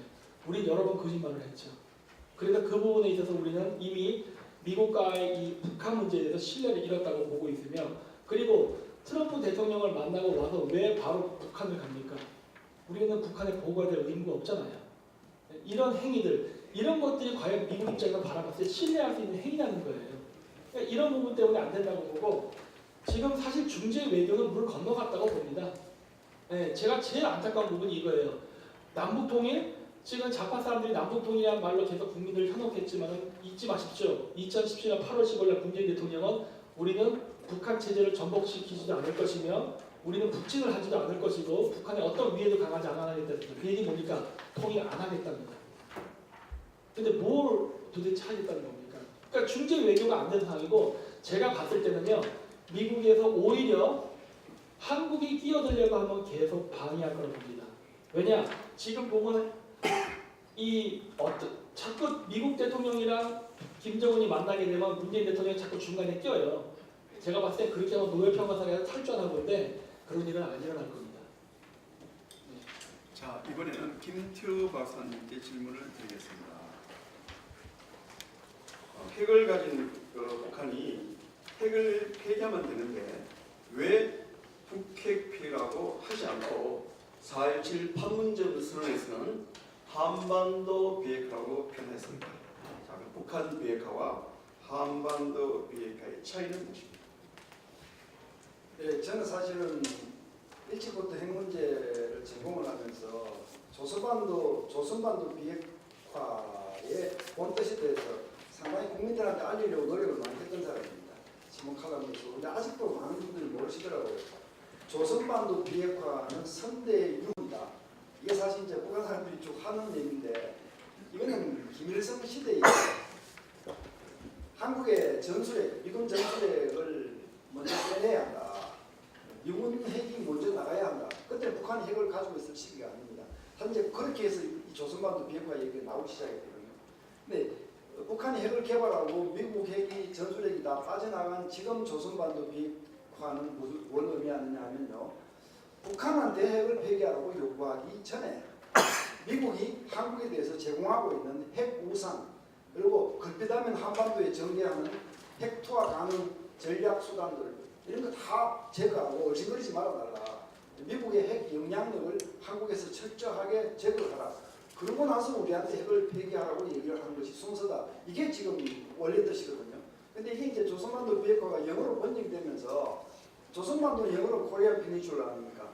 그러니까 Denuclearization of Korean Peninsula 이렇게 영어로 쭉 번역돼서 사용했는데 이걸 다시 한국어로 번역하면 한반도 비핵화거든요. 이 용어에 이제 굉장히 혼란이 있는데 북한이 이런 중요한 합의를 할 때마다 꼭 한반도 비핵화라고 하는 용어를 고집하고 북한 핵의 폐기라고 하는 용어는 절대로 받아들이지 않습니다. 근데 이제 이런 거를 우리 정부가 알고 있음에도 불구하고 애써 설명하려 들지 않고 두루뭉술 그냥 북한의 표현을 받아들였다. 저는 이렇게 보고 그 이유는 여러분 잘 아시지 않습니까? 남북관계 개선 이런 쪽에 비중을 두고 있는 정부이기 때문에 북한이 노여워할 수 있는 얘기들은 가급적 회피하는 차원에서 아마 언급을 안 한 것 같습니다. 예, 자 이제는 주제를 정전 선언과 평화협정 북한의 체제 보장을 이제 주제로 해서 질문을 드리도록 하겠습니다. 자, 이어서 계속해서 김태호 박사님께 질문을 드리겠습니다. 미국의 전문가들은 최근 미국의 소리에서 실시한 설문조사에서 북핵 정상회담을 통한 북한의 비핵화에 대해서 저는 부정적인 입장을 나타내었습니다. 또 미국의 전문가들은 북한의 실질적 비핵화에는 10년 이상의 시간이 소요될 것이라고 지적하고 있습니다. 이는 이번 싱가포르 미국 정상회담에서 합의되는 비핵화는 정치적 비핵화, 선언적 비핵화임을 의미한다고 우리가 해석할 수도 있습니다. 정치적 비핵화, 선언적 비핵화임에도 불구하고 회담 직후에 종전선언과 평화협정이 된다면 매우 우려스러운 일입니다. 종전선언과 평화협정에 관련해서 우리가 특별히 각별히 위험해야 할 점에 우리 김태호 박사님께서 말씀해 주시기 바랍니다. 종전선언과 평화협정을 마치 비슷한 동네에 있는 이웃하고 있는 두 개의 개념을 자꾸 취급하고 종전선언을 하고 나면 당연히 이어서 평화협정을 하면 된다는 식으로 자꾸 이렇게 언론들이 글을 쓰고 있어요. 굉장히 많이 다르죠. 종전선언은 그야말로 정치적 선언입니다. 법적 구성적 이유를 따르지 않습니다. 뭐 관계를 좋게 하기 위해서 뭐 기분 좋은 얘기를 나누는 것일 수 있습니다. 이 문제는 종전 선언을 하면서 이제 평화협정도 해야 한다 이렇게 이제 몰고 가는 분위기. 평화협정이 되면 일단 법적 구속력을 가지는 문건이 되는 것이고, 그 의무가 따르는 거죠. 그래서 이 평화협정을 중시하는 건데, 평화협정 문제를 연구해 본 사람은 다 압니다. 역사적으로 평화협정이 두 나라 간의 전쟁을 막는 수단으로 사용된 적은 없습니다. 좀 역설적이지만 바꿔 얘기하면요, 전쟁을 하지 않는 나라들 사이에서는요, 평화협정 자체가 필요하지도 않습니다. 미국과 캐나다가 지금 저렇게 사이좋게 지내는 것이 평화협정이 있어서 사이좋게 지내는 겁니까? 그게 아니잖아요. 호주와 뉴질랜드 평화협정 같은 거 없습니다. 아무 문제 없습니다.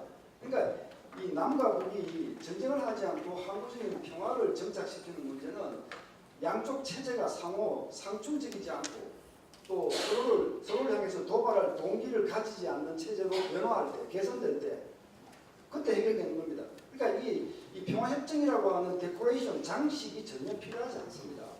그래서 역사 공부를 해보시면 오히려 평화협정이 전쟁의 전주곡으로 사용된 적이 훨씬 많았다. 1938년 뮌헨 협정, 그거 맺고 독일은 영국, 프랑스를 안심시켰죠. 그리고는 이듬해 2차 대전을 일으켰고, 1939년에는 독소 불가침 조약을 맺어놓고 히틀러는 소련을 안심시켜놓고 2년 후에 그 유명한 오퍼레이션 바바로사, 소위 침공작전, 소련 침공작전을 시작합니다. 1941년에는 일본과 소련이 상호 불가침 평화협정에 해당하는 중립화 조약을 맺었죠. 그러다가 1945년에 원폭 두 방을 맞고 일본군이 패망할 때 그 다음날 소련군은 만주 국경을 넘고 바로 침공했습니다. 일본군을 밟고 넘어와서 삼박스까지 내려갔죠. 그게 바로 우리 분단의 시초 아닙니까? 그냥 뭐 1973년 파리 평화협정, 그 사실은 남북한 베트남이 그렇게 오랫동안 싸우고 그 미국의 키신저가 그 남북 평화협 종전을 끌어오고 파리 평화협정을 맺고 노벨 평화상을 타고 뭐 난리를 치지 않습니까? 12개 나라가 서명했어요. 보정을 그렇게 많이 씌웠어요. 이 협정은 반드시 지켜야 한다는 보정을 씌우기 위해서 12개 나라가 서명했어요. 무슨 소용이 있습니까? 월명이 판단했을 때 이거는 우리가 밀고 내려가면 적파할 수 있다고 판단했을 때 2년 후에 내려왔고, 월명군, 북베트남군이 내려온다는 소식을 듣고 남베트남 분들은요, 미군한테 그렇게 많은 문자를 받고 그렇게 많은 장비를 받고 무슨 소용이 있습니까? 그냥 미군이 준 철모, M16 소총, 군복, 소고기 아스팔트에 벗어놓고 팬티바람으로 다 도주했는데 그게 56일 만에 전쟁이 끝났습니다. 그렇게 해서 남베트남 지도에서 사라진 겁니다. 지금 우리가 이런 역사를 배우고 있으면서도 남북 간의 평화협정을 아무렇지도 않게 자꾸 하자고 얘기하는 사람들은 그건 제가 엄중히 말씀드립니다만 그건 대한민국을 배신하는 행위입니다. 예. 베트남 전쟁의 그 파리 평화협정을 보게 되면 흔히 우리가 남북 베트남 서명했고 미국이 서명을 합니다. 두 번째, 평화협정의 국제관리감시위원회 4개국이 보증을 합니다. 여기에 당시의 강대국 영국, 프랑스, 소련, 중국이 또 보장을 합니다. 그럼에도 불구하고 어떻게 되었습니까? 다시 전쟁이 났죠. 그러니까 이 베트남전의 파리 평화협정을 참조하시고 위임하셔야 됩니다. 자, 이어서 계속해서 김태호 박사님에게 질문을 드리겠습니다. 북한이 원하고 있는 체제 보장은 어떤 내용이며 미국에게 무엇을 원하고 있는지 또 이에 대한 우리의 대응은 어떻게 해야 될 것인지 이 답변을 부탁드립니다. 네, 이 답변은 두 개의 가설과 연관해서 답변을 드리는 게 가능할 것 같습니다. 북한이 착한 선의의 동기를 가지고 지금 이 평화공세를 펼치고 있는 것이라면 우리가 주어야 할 반대급부는 체제 보장을 위해서 주어야 할 반대급부는 미북 수교, 대북 제재 해제, 그리고 대북 경제협력 제공, 남북 관계 개선 뭐 이런 것들입니다. 당연히 북한이 완전한 핵폐기를 했을 때 주어야 하고요. 국제사회는 그게 해결해야 하고 한국도 여당 야당 모두가 적극 협력해서 그렇게 해야 합니다. 북한이 착한 동기를 가지고 있다면 여기까지입니다. 북한이 그랜드 스트래티지, 나쁜 동기를 가지고 있다면 아까 말씀드린 미국을 한반도로부터 이탈시킬 수 있는 것들을 요구하게 될 겁니다. 그게 뭐겠습니까? 가장 손쉬운 것부터가 연합훈련 중단, 그다음에 이제 나중에 한미 주한미군 철수, 감축 이런 얘기 나올 것이고요. 뭐 남한 안에서 분위기가 무너지면서 남한 내의 좌파들이 또 그리고 좌파들의 주장에 철부지 국민들이 가세해서 한미동맹 필요 없다 외치기 시작하면요 한미동맹 해체를 요구하겠죠. 그 뒷부분들은 북한의 완전한 핵폐기의 대가로 주어져야 할 체제 보장책이 아닙니다. 그 뒷부분들은요 북한이 핵을 폐기하고 화생 무기도 폐기하고 인권도 개선하고 착한 나라로 거듭나겠다는 개선의 노력을 하는 것을 확인했을 때 그때 논의할 수 있는 것들이 그 후행 문제입니다.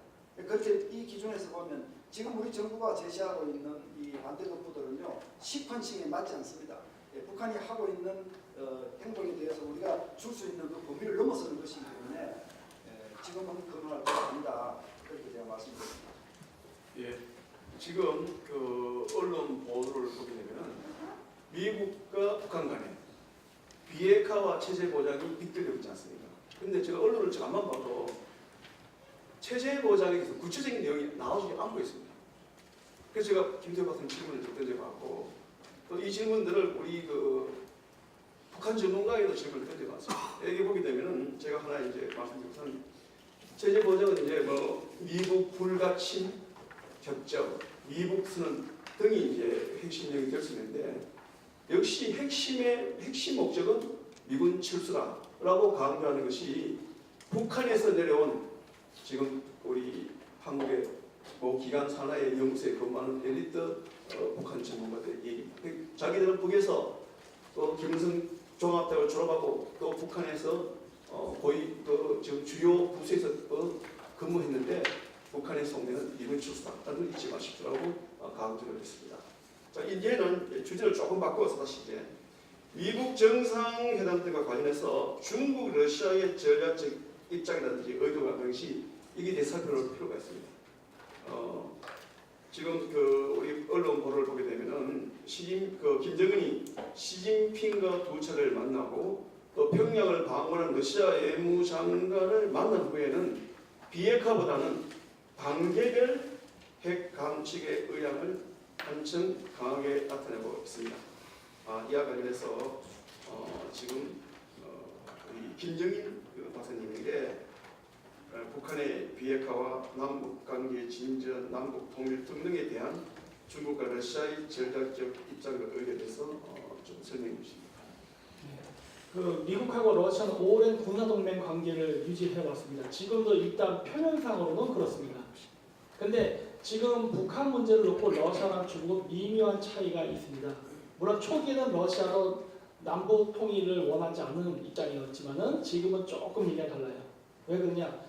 러시아는 중국의 성장을 원하지 않습니다. 러시아는 지금도 중국이 과거 냉전 시대 때처럼 중국이 자기의 아오이기를 바라지 자기를 능가해서 평균 노릇하는 꼴을 못 봅니다. 지금 굉장히 자존심 상해 있는 상황이죠. 자, 그래서 러시아는 지금 현재 어떠한 상황이냐면은 그냥 그러한 주도권을 놓쳤을 뿐만 아니라 경제가 굉장히 피폐되어 있습니다. 우크라이나 사태 때문에 지금 서방 세계가 경제 제재를 해갖고 러시아 경제가 안 좋아요. 사실 이런 상황 속에서 어떤 일이 있었냐면 리옹호가 그때 모스크바에 가서 그 외무장관을 만났죠. 이 비핵화 문제 때문에 상의하러 간 날 어떤 일이 있었냐? 러시아의 루블화가 20% 평가절하 됩니다. 그리고 나스닥에 상장돼 있던 푸틴계 계열의 러시아 알리갈리 그 대기업들의 주식도 마찬가지로 20에서 30% 동반하라 그래요. 근데 러시아는 그거에 대한 환율 방어를 전혀 못했습니다. 왜? 돈이 없었기 때문에. 그래서 지금 러시아는 어떤 상황이냐면요. 북한의 비핵화? 물론 해야죠.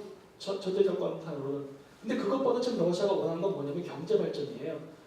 북한이라는 존재 때문에 러시아는 한국과 일본이랑 거대한 그 에너지 소비 시장과 비즈니스를 못하고 있습니다. 우크라이나 사태 때문에 유럽도 막혔는데 한국, 일본도 막혀 있어요. 이걸 잘만 해결되면 지금 뭔가 한권을 잡을 것 같은데 이게 북한이라는 나라 때문에 안 돼요. 그래서 미국하고 중국은 이 문제에 있어서 러시아가 미묘하게 어떻게 보면 미국 쪽을 더 두둔하는 듯한 행동을 보이고 있습니다. 왜? 그건 본인이 살아남기 위한 것도 있어요. 그리고 또 어떠한 일이 있었냐면 최근에 그 중국이 하고 있는 1대1로가 있습니다. 중국은 원래 1대1로 프로젝트를 할 때 한국을 포함시키지 않았어요. 그랬는데 최근 들어서 드디어 한반도를 연결하는 프로젝트를 제안하기 시작했습니다. 왜? 중국이 원하는 1대1로가 한반도로 안 들어오게 되면, 그래서 북한이 고립돼서 지금의 비핵화 압박 때문에 미국의 편을 든다거나 혹은 체제가 붕괴될 경우 중국은 순망치 한 입술이 날아갈까봐 그게 두려워서 드디어 실크로드를 한반도로 연결하는 식의 그런 프로젝트를 제안하기도 하고 있죠. 현재. 그리고 또 무엇을 제안했느냐? 남한이 고립되는 것을 막기 위해서 남한서부터 해서 북쪽 북항로를 통해 가지고 유럽으로 가는 항로 개발도 하자고 제안하고 있어요. 근데 여기서 러시아가 그거를 거절을 하고 있죠. 러시아가 북항로 선박 통행 제한을 추진하겠다고 했습니다. 중국이 처음에 제안했고 받아들일 듯하다 러시아가 딴지를 놔버렸어요. 이거는 미국이 원하는 바예요. 제가 이 얘기를 왜 하느냐? 러시아는 앞으로도 중동에서 계속 싸울 겁니다. 시리아 문제, 이란 문제를 놓고 계속 싸울 거예요. 근데 계속 싸우는 게 러시아 경제는 매우 큰 보탬이 됩니다. 무기 팔아먹을 수 있고요. 국제 유가가 올라갑니다. 전쟁만 하면. 러시아 손해볼 게 하나도 없어요. 러시아는 중동에서 미국하고 대립하면서 마치 양자 구조의 패권 구조처럼 보이는 그림을 가짐으로써 러시아가 미국하고 지금도 동등한 국가라는 인상을 줄 수도 있고, 그리고 많은 경제적 부를 얻을 수가 있어요. 근데 그 부를 얻으려면 역시 미국하고 한편이 되는 게 좋겠죠. 따라서 중동에서 미국하고 러시아가 지금의 현 갈등을 그대로 유지하는 것 자체가 중국의 1대1로, 즉 중동 지방을 통과한 실크로드를 붕괴시킬 수 있기 때문에 도움이 되고, 그러면서 러시아는 마치 미국이랑 싸우는 척하면서 은근히 중국을 물먹일 수 있는 이중 외교가 가능하기 때문에 그게 가능해요. 그래서 러시아는 찬성이고요. 근데 문제는 중국입니다. 중국은 지금도 그렇지만 북한이 망하는 걸 원치 않아요. 그러다 보니까 지금 어떻게 되냐? 중국의 대북한 전략은 북한 체제 유지를 유지시키기 위한 게 최대의 관건입니다. 그래서 원래 계획이 없었던 1대1로도 다 압록강으로 해서 한반도 부산 끝까지 연결하는 식으로 말을 바꿨고, 북극 항로도 한다고 하고, 이런 식으로 해서 북한 체제 유지에 찬성하는 듯한 간접 지원을 하고 있지만, 같은 군사동맹 국가인 러시아는 반대로 가고 있다라는 걸 볼 수 있어요. 따라서 머지않아 저는 러시아랑 중국이 표면적으로도 외교적으로 다른 길을 갈 날이 멀지 않았다고 봅니다. 예. 자, 이제는 이제 2부의 이제 마지막 주제가 되겠습니다. 문재인 정부의 문제점과 보수 야당의 얘기에 대해서 질문을 드려보겠습니다. 자, 김태호 박사님, 문재인 대통령은 극비리에 월북하여 판문관에서 김정은과 2차 남북회담을 가졌고, 나아가서 조선한 시일 내에 개성공단의 공동여단 사무소 개설, 군사 체육 적시자 회담의 개최 등을 추구하고 있습니다. 그런데 지금 보게 되면 북한은 이에 비해서 북한의 비핵화 조치는 전혀 취해지지 않고 있는데 문재인 정부가 너무 서두르고 있지 않느냐 하는 우려의 목소리가 적지 않습니다. 자, 무엇이 문제이며 또 우리 보수 야당은 어떻게 대응을 해야 하는 것이 바람직한지 여기에 대해서 설명해 주십시오. 네, 문재인 정부의 문제점은 제가 발표를 통해서 말씀을 이미 드렸습니다만, 북한이 착한 마음을 가지고 있을 수도 있고 나쁜 마음을 가지고 있을 수도 있다. 양쪽을 다 생각한다면 북한하고 대화를 하는 노력을 기울이는 중에도 북한이 나쁜 마음을 드러낼 경우에 대한 플랜 B를 항상 가지고 가야 한다. 즉 안보 원칙을 준수하면서 북한과 상대해야 한다. 이제 말씀 제가 아까 그렇게 드렸죠. 그런 차원에서 보면 크고 작은 문제점들이 굉장히 눈에 많이 띄죠. 한반도에서 유사 상태가 발생하면 우리를 군사적으로 도울 가능성 있는 나라는 미국 하나뿐입니다. 싫든 좋든 그게 현실입니다. 그렇다면 동맹을 해치는 언행에 대해서는 안 되겠죠.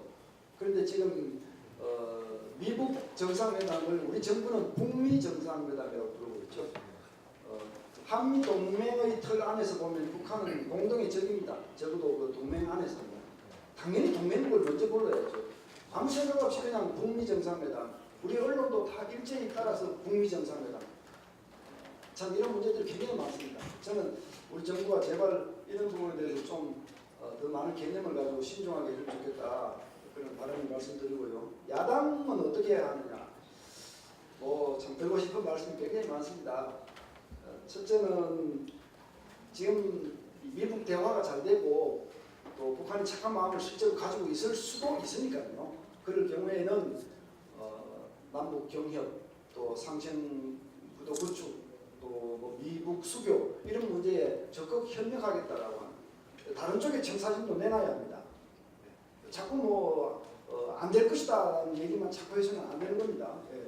잘 됐을 때 협력한다는 청사진도 좀 제시를 해서 수구 볼통으로 오해받는 일이 좀 없으면 좋겠다. 그 말씀을 드리고 싶고, 두 번째는요. 정부에 대해서는 안보 원칙 준수와 플랜 B를 계속 강조를 하는 야당이 되어주길 바랍니다. 무조건 잘못하고 있다고만 얘기하지 말고 북한하고 대화하는 것 자체를 부정적으로 계속 말하기보다는 안보 원칙을 준수하면서 플랜 B를 병행해다오 이런 주문을 계속 해주면 좋겠다. 세 번째는 국민 계몽 역할에 야당의 역할이 있어야 됩니다.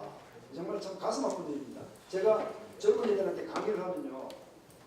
평화협정 필요하다는 얘기를 논리를 설득하는 데는 3분이면 충분합니다. 3분이면. 우리가 한민족인데 이렇게 살아서야 되겠느냐. 같이 평화협정을 맺고 사이좋게 가자. 북으로 오라 남으로 같이 잘 살자. 평화협정이 필요하다 이렇게 얘기하면 그냥 아이들은 다 금방 설득당합니다. 그런데 평화협정의 함정을 설득을 하기 위해서는 90분 동안 제가 정말 목에 피가 나는 강의를 해야 돼요. 이게 참 사실 쉬운 일이 아닙니다. 근데 이런 역할을 전문가들이 이런 역할을 해서 국민한테 파급시키는 데는 한계가 있어요. 당이 해야 됩니다. 당이 정치 세력들이 해야 합니다. 만약에 지금 야당에 국민들한테 그런 논리와 파급력을 가진 전문가들이 없다면 전적으로 리크루팅을 잘못한 겁니다. 지금까지 도대체 어떤 사람들을 뽑아가 정치를 하고 어떤 사람들이 국회의원을 했느냐고. 사실 지금 많은 보수 국민들이 질문을 보수 야당에 던지고 있는 겁니다. 제가 우리 국민의 따가운 말씀 한마디만 전하자면 정말 야당이 이런 식으로 놀라면 이번 선거에서 그냥 제로가 되도록 철저히 죽으라. 그래야 다시 태어날 수 있다. 이런 말씀을 하고 네, 자유한국당 여의도 연구원 분발해야 됩니다. 자, 우리 김정민 박사님에게 이제 질문을 드리겠습니다. 저희는 우리 한국이 대체로 보면은 안보는 미국, 경제 교류는 중국의 역점을 둔 정책을 지금 해왔습니다. 최근 동아시아의 전략 환경, 위중 관계 등등을 고려해 볼 때 과연 이 정책에 현실성이 있는지에 대해서 짚을지는 말씀해 주십니다. 네, 이거는 현실성이 없습니다. 안 되는 정책입니다. 왜 그러냐면은 일단은 경제는 중국이라고 했지만 실질적으로 우리가 그 수출하는 내부의 그 세계상을 보면요, 우리는 그 중국에다 중간재를 수출합니다. 그 중국에 우리 현지 법인들이 많이 있지 않습니까? 거기다 우리가 그 물건을 만드는 데 필요한 부품들을 수출을 해서 그거를 중국에서 조립을 한 다음에 미국에 수출을 합니다. 즉 최종 소비자는 미국이에요. 물론 메이드 인 차이나로 나가긴 나가죠. 왜냐하면 중국에서 조립을 했기 때문에. 하지만 실질적으로 우리는 미국이 사주지 않으면 안 되는 거예요. 지금 미국이 중국에 대해서 경제 제재를 취하고 있습니다. 그래서 중국 제품을 안 사요. 근데 중국 제품을 안 사는데 우리가 왜 타격받죠? 그러면 우리가 지금 연결되어 있기 때문에 그래요. 중국하고 지금 한국이 이러한 그 중간재 수출량, 그 해외 법인 이런 관계에 얽혀있기 때문에 우리가 타격을 받는 겁니다. 근데 오늘 뉴스에도 나왔지만 1대1로 지금 중국 실패하고 있습니다. 실크로드 쪽 1대1로도 실패하고 있어요. 지금 파키스탄 문제 생겼고요. 아까 중동 얘기했죠. 이란, 이라크, 시리아, 터키 쿠르족들 독립운동하면서 지금 실크로드 연결이 안 되고 계속 내전 상태에 빠져 있습니다. 바다길은 또 어떨까요? 바다길은 지금 마하티르 대통령 이번에 나온 다음에 바로 1대1로 안 하겠다고 선언했습니다. 그리고 스리랑카도 안 한다고 이번에 선언했어요. 중국이 추구하는 1대1로 정책에서 지금 많은 친중 국가들이 다 중국으로부터 돌아서고 있습니다. 그 이유는 뭐예요? 막상 해봤더니 영향가 없어요. 자기는 중국한테 빚만 지고 건설되는 거 아무것도 없고 경제력은 나아지는 게 없고 이 돌아서고 있다고요. 근데 이러한 국가들은 그럼 중국하고 경제 교류를 안 해서 돌아서는 겁니까? 아닙니다. 어마어마한 경제적 의존력을 갖고 있어요. 그럼에도 불구하고 돌아섭니다. 왜? 경제 교류를 하면 할수록 부채의 늪에 빠지기 때문이에요. 지금 우리는 중국하고 그런 관계가 부채는 없습니다. 하지만 우리의 기술과 우리의 자본이 중국으로 계속 빨려나가고 있죠. 이것만으로도 벌써 이미 손해보는 장사를 우리는 하고 있는 거예요. 그럼에도 불구하고 중국을 붙잡고 계속 중국과 경제 교류를 해야 된다는데 저 거꾸로 묻고 싶어요. 우리가 지금 중국이랑 교류해서 무슨 돈을 벌고 있는지를, 기술을 뺏기고 자본을 빼앗기고 있는데, 아시죠? 우리나라 동양생명이나 이런 것들 지금 중국의 안방보험이 다 가져갔고 우리나라의 모든 금융자본들이 지금 우리나라 보험사나 은행을 통해서 중국으로 빠져나가고 있다는 사실. 나중에 한번 통계 그래프 보십시오. 전 세계의 서방 자본이 중국에서 다 탈출하고 있는데 한국만 어마어마한 기록으로 지금 들어가고 있습니다. 우리만 지금 불나방처럼 촛불을 향해 뛰어들고 있단 말이에요. 그래서 안 되고, 또 하나, 우리는 GDP의 80% 이상이 수출을 먹고 사는 나라입니다. 고로 외교를 잘해야 되는 거예요. 우리가 수출을 할 때 우리가 뭐로 거래합니까? 달러입니다. 세계 기준통화인 달러를 갖고 거래해요. 그러니까 우리의 경제 활동은 미국의 외교 활동과 연결되어 있는 거예요. 그렇죠? 그리고 우리의 물건이 수출을 할 때는 여러 항구를 통과합니다. 말라카 해협서부터 해가지고 미국이 만들어 놓은 항로와 그다음 해로, 그다음 항구를 이용합니다. 그건 미국에게 막대한 수입을 주는 것이고 우리는 그 길을 통과해서 우리의 물건을 통해서 우리도 수입을 얻는 거예요. 그리고 우리가 물건을 만들기 위해서는 석유, 가스, 철강 등 각종 원자재 선물 거래 시장에서 교류합니다. 그게 어디예요? 뉴욕 아닙니까? 그렇죠? 우리의 경제 활동을 하는 데 있어서 미국이 갖고 있는, 미국이 만들어놓은 국제시장 질서를 이용하고 있어요. 근데 지금 미국하고 중국이 싸우는 상황에서 경제는 중국, 외교는 미국? 그게 어떻게 말이 되냐는 소리예요. 이거는 근본적으로 안 되는 건데 아주 추상적으로 얘기하면서 이게 마치 될 것처럼 얘기하는데 그런 환상에 빠져는 절대 안 됩니다. 그리고 지금 비핵화에서 김정은이가 이렇게 센 목소리 낸 이유 뭡니까? 시진핑 만나고 와서예요. 중국이 바로 우리 뒤에서 남북 통일을 저해하고 비핵화를 저해하는 근본적인 악인이라는 걸 우리는 알고 있어야 됩니다. 고로 우리는 경제 발전을 위해서도 그리고 외교 발전을 위해서도 절대 중국하고는 선을 닿아서는 안 된다고 봅니다. 지금 시점에서.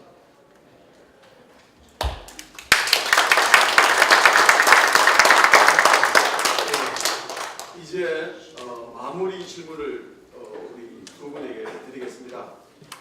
우리 국민들, 특히 우리 젊은이들에게 현지의 북한 핵 및 외교 안보 정세와 관련하여 어떤 조언을 해주고 싶습니다. 두 분부터 김표 박사님. 네, 우리나라는 원래 보적 갈등 때문에 난방을 세우는 나라이기 때문에 젊은 사람들한테 보수가 뭔지 진보가 뭔지 다시 한번 생각해보라고 꼭 권하고 싶습니다. 사진 한번 찾아보십시오. 보수도 대한민국을 사랑하는 국민이고 진보도 사랑하는 국민입니다. 다만 국가 발전, 사회 발전을 위해서 보수는 좀 더 과거의 가치를 함부로 버리지 말자는 입장이고 진보는 과감하게 변화하면서 국가 발전을 만들자는 사실은 같은 국민입니다. 네. 모든 선진국들은 다 보수 정당이 있고 또 진보 정당이 있습니다. 이 특징은요. 대부분의 선진국에서 특징은 보수 정당과 진보 정당이 정책 다툼을 하다가도 외침이 있다든지 안보의 위협이 있을 때는 똑같은 마음으로 대치합니다. 근데 참 대한민국은 그렇지 않습니다. 이게 참 어떻게 안보 문제, 국가 정체성 문제에 있어서까지 보수 정당과 진보 정당이 이렇게 상극을 이루고 간극이 크냐, 이 부분을 잘 보셔야 됩니다. 엄밀하게 얘기해서 한국의 보역 갈등의 문제는 보역의 문제가 아니라 좌우의 문제입니다.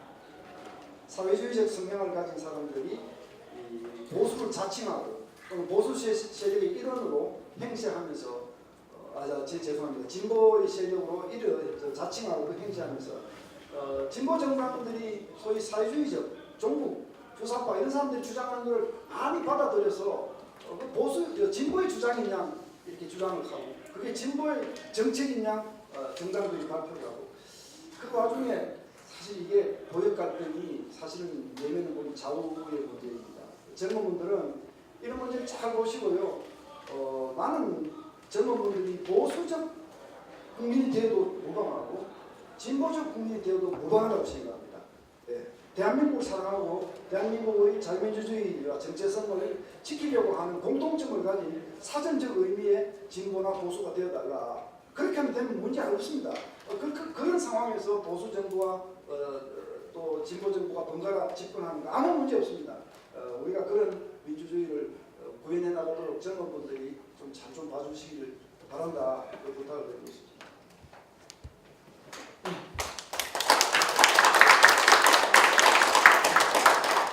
최근 뉴스에 그런 게 있었죠. 폴란드가 그 미군 주둔 미조를 다 되겠다. 100%. 그래서 제가 옛날 때 강의할 때 늘 얘기했던 거죠. 우리 주한미군 100% 부담해버리자고. 어마어마한 경제적 이득이 있을 테니까. 자, 이 얘기는 왜냐면요. 폴란드는 한국보다 지금도 못 살아납니다. 지금도. 근데 2조는 기꺼이 되겠대요. 그럼 그 나라는 미친 겁니까? 왜 갑자기 이런 일을 할까요? 제가 군대 복무를 하던 시절이 96년, 98년 그 사이였는데 그때 제가 근무하던 지역에 폴란드 노동자들이 굉장히 많았습니다. 못 살아서. 요즘 폴란드 노동자 보기 힘들어요. 유럽에도 폴란드 노동자 별로 없습니다. 다 자국으로 들어갔어요. 왜? 국내 일자리가 많기 때문에. 이게 그 의미하는 바가 뭐냐면요. 그 한미 동맹은요. 단순히 안보뿐만이 아니라 경제랑 아주 직결되어 있는 문제입니다. 우리 한번 상상해 보시죠. 미국 빠져나가면 우리나라 주가 어떻게 될까? 상상도 못할 정도로 추락하고 맙니다. 경제가 연결돼 있어요. 그래서 경제는 중국, 안보는 미국 안 된다고 하는 거예요, 제가. 그래서 안 되는 것입니다. 그리고 여러분 아시죠? 이제 온 세상은 자동화가 되어 있습니다. 여러분 저기 이천에 있는 하이닉스나 삼성 반도체 공장 가보셨습니까? 물론 그 생산 라인이 어마어마하게 크지만은 전 세계 그 옛날과 다르게 자동화되어 있어서요. 그 조그만 공장 몇 개에서요. 전 세계 반도체 물량의 80%를 우리가 공급합니다. 그거만으로도. 우리나라가 주한미군 철퇴해서 경제 무너지게 되면 대기업들은 한국을 떠날 겁니다. 물론 외국 기업도 그렇고. 그리고 그거 받아먹으려고 줄 서 있는 개발도상국 국가들은 줄을 섰어요.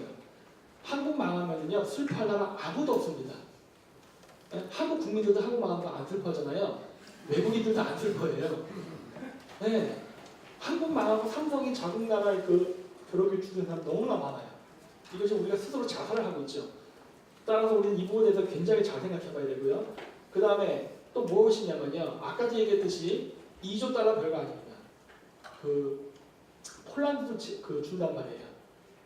우리는 폴란드보다 제가 아는 범위에서 적어도 5배는 잘 사는 나라예요. 이거 줘도 됩니다. 왜? 돈이 남아준다 그랬잖아요. 우리나라가. 잘 삽니다. 그러니까 막 엉뚱한데 예산 퍼스고도 지금도 버티고 있는 거 아닙니까? 그만큼 돈이 많은 나라예요.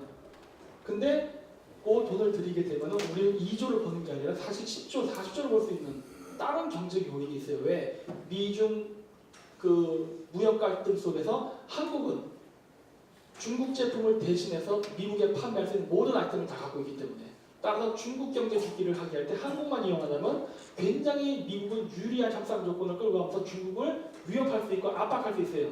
그리고 그걸 이용해서 중국의 북한 비핵화 계획도 막을 수가 있습니다. 근데 우리는 그걸 스스로 포기하고 오히려 한국의 기술을 중국에 이전시키는 내국 행위를 하고 있죠. 이런 행위를 하는 정치인들을 우리가 좋아해야 되겠습니다. 그리고 뽑아야 됩니다. 이 부분을 꼭 생각하십시오. 외교와 안보는 정치는 같이 갑니다. 경제는 같이 갑니다. 그리고 동맹국답게 행동해야 됩니다. 지금도 우리 그 많은 우파 사람들이 미국이 뭘 해주길 기대하는데 기대하지 마십시오. 미국 대통령은 미국을 위해서 일할지 한국을 위해서 안 합니다.